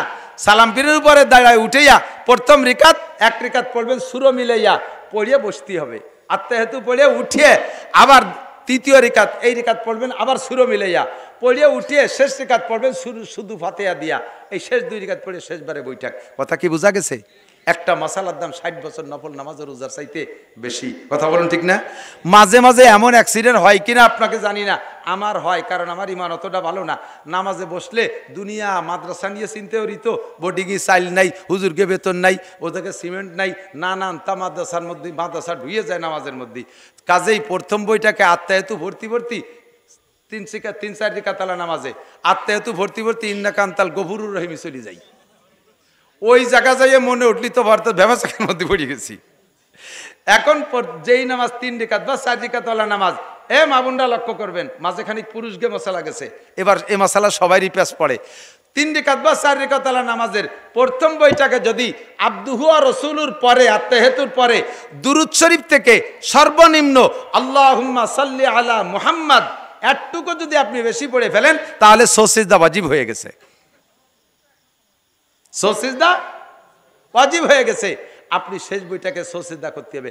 আর ইন্না কান্তাল গফুর রহিম পর্যন্ত পড়লেও একই ওয়াজিব তরক হইছে। অর্থাৎ দুরূদ শরীফ থেকে আটটুক বা তার চেয়ে বেশি যদি আপনি পড়ে ফেলেন, সিজদা ওয়াজিব হয়ে গেছে। ইচ্ছাকৃতভাবে যদি এই ভুল করেন নামাজ হবে না, সিজদা দিলেও হবে না। আর অনিচ্ছাকৃত এই ভুল হয়ে গেলে শেষ বইটাকে সিজদা দিয়ে সমাধান করতে হবে। আপনার এই মশলা না জানা থাকার কারণে জিন্দেগিতে এমন ভুল যা করছেন ওই নামাজগুলো আবার পড়তে হবে, নইলে একাক ওয়াক্ত নামাজের জন্য 230 কোটি 40 লক্ষ বছর জাহান্নামে পড়তে হবে। আর একটা জরুরি মশলা বলবো, সে মশলাটা এদিক তাকান। সিজদার থেকে উঠে পুরো টান হয়ে বসা কতটুক টাইম? আল্লাহুম্মা গফিরলি ওয়ারহামনি ওয়াহদিনি ওয়ারজুকনি ওয়াআফিনি, এই দোয়াটা পড়তে যতটুক টাইম লাগে আপনি দোয়া পারলে পড়েন, না পারলে অতটুক টাইম সোজা করে বসে থাকতে হবে। নইলে সিজদাতে উঠেই যদি আপনি বিরতিহীনভাবে চলে যান, দ্রুত চলে যান, আপনি ইচ্ছাকৃতভাবে ওয়াজিব তরক করেছেন, আপনার নামাজ বাতিল, সিজদা দিলেও সারবে না। রুকুর থেকে উঠে জাকি দিয়ে আবার সিজদায় চলে গেছেন, পুরো টান টান হয়ে দাঁড়ান নাই, রব্বানা লাকাল হামদ এ বলার পরে হামদান কাসীরান তাইয়্যিবান মুবারাকান ফি এতটুক বলা পর্যন্ত আপনাকে দাঁড়ায় থাকা ওয়াজিব। এই টাইমটা যদি না দেন, না পড়েন, আপনি ওই দোয়াটা না পড়েন, যদি দাঁড়ায় না থাকে সোজা টান হওয়ার সাথে সাথে আবার রুকুতি চলে গেছেন, আপনি ইচ্ছাকৃত ওয়াজিব তরক করছেন, আপনার নামাজ বাতিল। সারা জীবন ভরে এই কাম করছেন, কোনো নামাজে আপনাকে জাহান্নাম থেকে বাঁচাইতে পারবে না। আর একটা কথা, আর একটা মশলা না বলে পারছি না, এদিক দেখান। আপনার দোয়া দুরুদ সব পড়া হয়ে গেছে। এই ইমাম সাহেবরা খেয়াল করবেন বেশি করে, পিছনে মুসল্লি আছে, ইমাম সাহেব নামাজে দাঁড়াইছেন, দোয়া দুরুদ সব ইন্না কান্তাল গফুর রহিম পড়া হয়ে গেছে। এখন পড়া যখন শেষ, ইমাম সাহেব খুব তাড়াতাড়ি সালাম ফিরিয়ে দিতে হবে। যদি ইমাম সাহেব চিন্তা করে আমার তো পড়া হয়ে গেছে, মুসল্লি গিয়ে হইছে কি না হইছে, এই জন্য উনি একটু বিরতি দিয়েছে, চুপ করে রয়েছে, ওকে হোক, শেষে একবারে সবাই মিলে সালাম ফিরবো। এই বিরতিটা যদি টাইম এতটুক দেয়, সুবহান রাব্বিল আযীম সুবহান রাব্বিল আযীম সুবহান রাব্বিল আযীম, এতটুক টাইম যদি চুপ করে থাকে, সালাম না ফিরাইয়া পড়া শেষ হয়ে যাওয়ার পরে ইমাম সাহেব ইচ্ছাকৃতভাবে চুপ করে বসে রয়েছে, সালাম না ফিরাইয়া, সিজদা দিলেও সারবে না, নামাজ বাতিল, আবার পড়তে হবে। এর এক একটা মাসালার দাম 60 বছর নফল নামাজ ও নফল রোজার চাইতে বেশি। সবচাইতে বড় কথা হলো বাবা, এরকম মশলা যে কত জানি না, ফরজ আর ওয়াজিবের ভিতরে খুব কাছাকাছি পার্থক্য। একই জায়গায় দুটো জিনিস ঢুকে গেছে। এদিক তাকান, নামাজের মধ্যে সূরা ফাতিহা পড়া ওয়াজিব, বলেন সূরা ফাতিহা পড়া ওয়াজিব, সূরা ফাতিহা পড়া ওয়াজিব। আর কিরাত পড়া ফরজ, কিরাত পড়া কি ফরজ। তা আলহামদুস সূরা কি কোরআন শরীফের কিরাত না? তাহলে আলহামদুস সূরা পড়লে দুটিয়ে ফরজ, দুটিয়ে জিনিস আদায় হয়ে গেছে এক আলহামদুস সূরার মধ্যে। আলহামদুস সূরা পড়া ওয়াজিব তাও হয়ে গেছে, আবার কিরাত পড়া ফরজ তাও হয়ে গেছে। তাহলে তো আর কিরাত পড়া লাগে না। কয় না, আলাদা একটা সূরা মিলানো ওয়াজিব, আলাদা একটা সূরা মিলানো ওয়াজিব। এই দেখেন, একই ফরজ আর ওয়াজিব খুব কাছাকাছি, এই জন্য পার্থক্য করে তলাবুল ইলমে ফারিদাতুন আলা কুল্লি মুসলিমিন ওয়া মুসলিমাত, দ্বীনি ইলম শিক্ষা করা মুসলমান নরনারীর উপরে ফরজ। এখন আপনাদের বাচ্চাদেরকে, আমরা নিজেরা বড় হয়ে গেছি যারা, আমরা ঠকে গেছি, পড়ি নাই, আমাদের ভুল রয়েছে, কিয়ামতের ময়দানে সন্তানরা আমাদের নামে মামলা দেবে। রব্বানা ইন্না তানা সাদাতানা ওয়া কুবারানা ফাআদাল্লুনা সাবিল রব্বানা আতিহিম দিফাইনা মিনাল আযাবি ওয়া লা'নহুম লানান কাবীরা ওয়া আল্লাহ আমার আব্বা আমারে কেজি স্কুলে পাঠাইছে গেছি, আমার আব্বা কিন্ডার গার্ডেনে পাঠাইছে গেছি, আমার আব্বা ইংলিশ মিডিয়ামে পড়াইছে পড়ছি, আমার আব্বা IA BM BCS পাস করাইছে করেছি, আমার আব্বা আমারে মাদ্রাসায় দেয় নাই, আমার আব্বা আমারে কোরআন পড়াই নাই, আমার আব্বা আমারে নামাজ শেখায় নাই, আমার সব ভুলের গোড়া আমার আব্বা মা, আমার আব্বা মা আমাকে ধ্বংস করেছে। আতিহিম দাফাইনা মিনাল আযাবি ওয়ালা আনহুম লানান কাবীরা। আমার আব্বা মাকে আগে ডবল শাস্তি দাও, তারপরে আমি শাস্তি পুরো ভোগ করব। আল্লাহ তুমি তাদেরকে আমার সামনে এনে দাও, পায়ের নিচে ফেলাইয়া পাড়াবো। তারা আমাকে কেন ক্ষতি করেছে? বাবা ডাক্তার ইঞ্জিনিয়ার বানানো দোষ না, IA BM BCS পাস করানো কোনো দোষ না, বিলকুল পড়াবেন কোনো দোষ না, কিন্তু সন্তানকে আগে নামাজ শিক্ষা দেন, আগে কোরআন শিক্ষা দেন, আগে ধর্ম শিক্ষা শিক্ষিত করেন। আল্লাহ তার সুপারিশে আপনাকে জান্নাত নসিব করবে। ছোট্ট মাদ্রাসা করছে এই মৌলানারা, কামরুল নাকি নাম, মাওলানা কামরুল হাসান, এই শুরু করছে মাদ্রাসা। জায়গাটা বড় ভালো লাগছে, পছন্দ হয়েছে। আপনারা স্থানীয় সহযোগিতা করবেন, বলবেন না আশেপাশে অনেক মাদ্রাসা, এত মাদ্রাসার দরকার নাই। আরে ভাই আশেপাশে কত স্কুল আছে, আবার কেজি স্কুল খুলছেন কে, আবার কিন্ডার গার্ডেন করছেন কে, কত সরকারি স্কুল আছে, তার ভিতরে ব্যারাক স্কুলের কি দরকার, ওই গ্রামে স্কুল আছে, এই গ্রামে স্কুলের কি দরকার? এত স্কুল যে পরিমাণ হয়েছে ওই পরিমাণ এখনো মাদ্রাসা হয় নাই। আমি চ্যালেঞ্জ করে বলতে পারি, আদর্শ শিক্ষা যদি পাইতে হয় তাহলে মাদ্রাসার মধ্যেই আছে। কথা বলুন ঠিক ঠিক না? মাদ্রাসার ছেলেরা ইয়াবা খায় না, গাঁজা খায় না, ফেন্সিডিল খায় না, হিরোইন খায় না, বেয়াদবি করে না, উস্তাদের মাথায় বাড়ি মারে না, উস্তাদের পদত্যাগ চায় না, উস্তাদের সাথে কোনো বেয়াদবি করে না, তারা অপহরণ করে না, দর্শন করে না, চুরি করে না, ডাকাতি করে না, যত প্রকার অনৈতিক কাজ এর একটাও মাদ্রাসার ছেলেরা করে না। আপনার সন্তানকে আগে কোরআন শিক্ষা দেন, পরে জেনারেল পড়ান, ইনশাআল্লাহ তারা খারাপ হবে না। আল্লাহ তাআলা আমাদের তৌফিক দান করে। রাজনীতিবাজ করি না, শেষ ফিনিশিং রাজনীতিবাজ অল্প টুক করে যাই। আমাদের বর্তমানে বাংলাদেশে সরকার নাই, নির্বাচিত সরকার নাই, অন্তর্বর্তীকালীন সরকার মানে শেখ হাসিনা ছাড়িয়ে দিয়ে চলে গেছে, কি করবো দায় ঠাই একজনের গাড়ি উঠে দিছি, এর নাম সরকার না। নির্বাচিত সরকার ছাড়া সরকার না। দোয়া করব এই নিউট্রাল টাইম, ফ্রি টাইম, এখন কেউ নাই, মাঠ খালি, এই খালি মাঠে আপনি আখ লাগাইলেও লাগাইতে পারেন, আপনি বাবরা গাছ লাগাইলেও লাগাইতে পারেন, আঙ্গুর গাছ লাগাইলেও লাগাতে পারেন। এই ফ্রি মাঠটা, খালি মাঠে আর আমরা কাটাওয়ালা বাবরা গাছ দেখতে চাই না। কথা বলেন ঠিক কি ঠিক না? আমলিগ বলেন আর BNP বলেন, কেউরে তো আপনারা দেখতে কম দেখেন নাই, কোন সাসিবা কম সালুন খার জম। আমাকে দিক কয় না একটা প্রবাদ, কোন সাসিবা কম সালুন খার জম। সব চাষিরে দেখছি, আমাকে আদ্যে দরকার নাই। এবার একটু দোয়া করেন যাতে আল্লাহ তাআলা কুরআন এবং হাদিস অনুযায়ী দেশ চালানো, কুরআন সুন্নাহর ইসলামী স্টেট বাংলাদেশকে বানায় দিক। বলেন আমিন। এতে কি একমত আছেন? আপনারা আছেন? কারা কারা একটু দেখবেন, হাত দেখাবেন। আমি এর ভিতরে আমলিগির লোকও আছে, বিএনপির লোক আছে, আমি সব বাদ দিছি।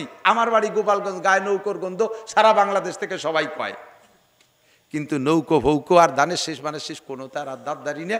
এখন যেহেতু ফ্রি মাঠ পাইছি, এবার আল্লাহর কোরআনকে বাংলার জমিনে প্রতিষ্ঠিত করতে হবে, ঠিক আছে না ইনশাআল্লাহ? এর জন্য শর্ত হলো মৌলবীরা এক হতে হবে। কারণ মৌলবীরা এক হতে হবে। 3 মৌলবী 13 দললি আমরা কোনোদিন পাবো না। আমাকে জন্য একটু দোয়া করেন যাতে আমরা হুজুররা যাতে এক হয়ে আপনাকে কাছে আসতে পারি, এই দোয়াটুকু আপনাকে কাছে চাই। পরে জালালি খতম পড়ে আমরা আপনাকে জন্য দোয়া করে দেবো ইনশাআল্লাহ। আল্লাহ তাআলা কুরআনি বাতাস বাংলার জমিনে বহায় দিক। সবাই বলেন আমিন। দুরূদ শরীফ পড়ি। আল্লাহুম্মা সাল্লি আলা মুহাম্মাদিন ওয়া আলা আলি সাইয়্যিদিনা মুহাম্মাদিন ওয়া বারিক ওয়া সাল্লিম। আল্লাহুম্মা সাল্লি আলা মুহাম্মাদিন ওয়া আলা আলি সাইয়্যিদিনা মুহাম্মাদিন ওয়া বারিক ওয়া সাল্লিম। মাদ্রাসা যদি জমে যায় তাহলে বহিরাগত ছাত্ররা এসে আবাসিক হয়ে যাবে। আর আবাসিক যারা থাকবে এদের যদি বোর্ডিংয়ে খাওয়াইতে হয়, এক একটা ছেলের পিছনে মিনিমাম 3000 টাকা লাগে। তাহলে 3000 টাকা কামাই করে কয়টা ছেলের পালা পোষা যাবে? আবার বাড়ি যদি আপনার খাবারের সাথে একটা ছেলের লজিং রাখেন, তাহলে ওই 3000 টাকা আপনার সংসারেতে খরচ হচ্ছে, এটা আপনি টের পাবেন না। ফাঁকে মাদ্রাসার 3000 টাকা বেঁচে যাবে। যদি বহিরাগত ছেলেরা এসে আবাসিক হয়ে যায়, আপনারা একটু লজিং রাখবেন ইনশাআল্লাহ, 4টে ভাত খাওয়াইতে পারবেন তো ইনশাআল্লাহ।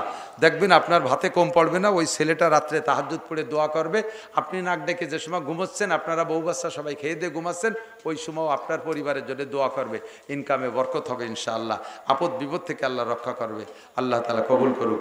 আল্লাহুম্মা সাল্লি আলা মুহাম্মাদিন ওয়া আলা আলি সাইয়্যিদিনা মুহাম্মাদিন ওয়া বারিক ওয়া সাল্লিম। রব্বানা যালামনা আনফুসানা ওয়া ইল্লাম তাগফির লানা ওয়া তারহামনা লানাকুনান্না মিনাল খাসিরিন।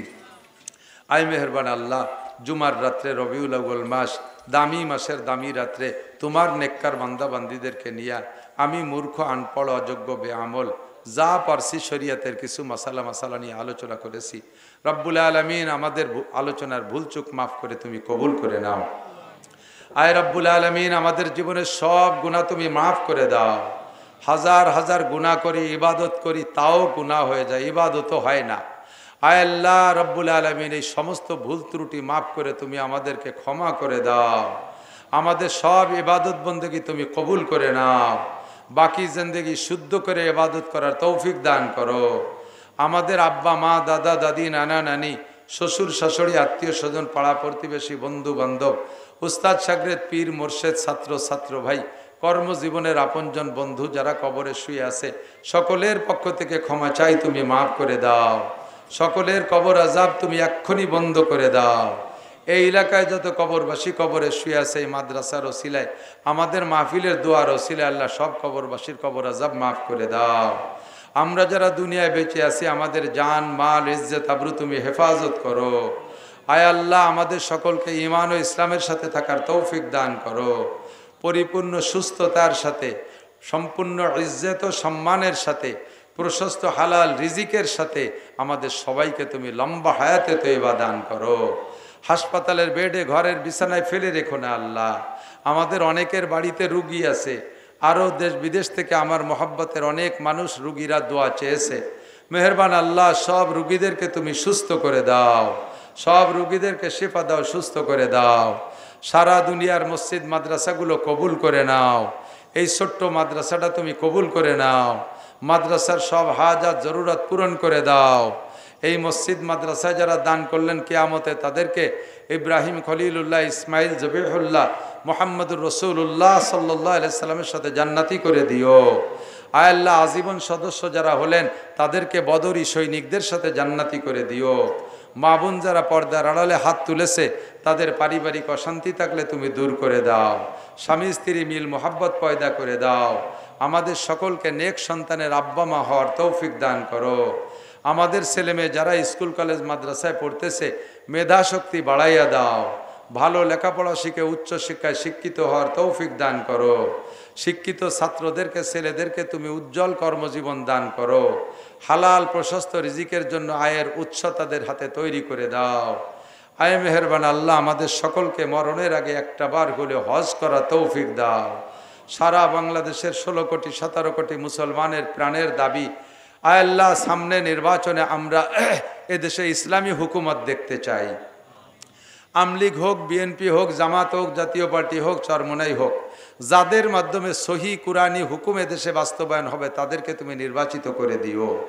যাদের মাধ্যমে এদেশের অর্থ সম্পদ লুটপাট হয়ে বিদেশে চলে যায়, একিলাসের সন্ত্রাস, রাহাজান আর দস্যু আর ডাকাতদের হাত থেকে তুমি দেশকে তুমি হেফাজত করো। আয় আল্লাহ স্বৈরাচারদের হাত থেকে দেশকে হেফাজত করো। ন্যায় বিচারকদের হাতে তুমি দেশের হুকুমত দান করো। আমাদের মরণের সময় জবানে কলেমা তৈবা জারি করে দিও। সাল্লাল্লাহু তাআলা আলা খায়রি খালকিহি মুহাম্মাদিন ওয়া আলিহি ওয়া আসহাবিহি আজমাইন বিরহমাতিকা ইয়া আরহামার রাহিমিন। আসসালামু আলাইকুম।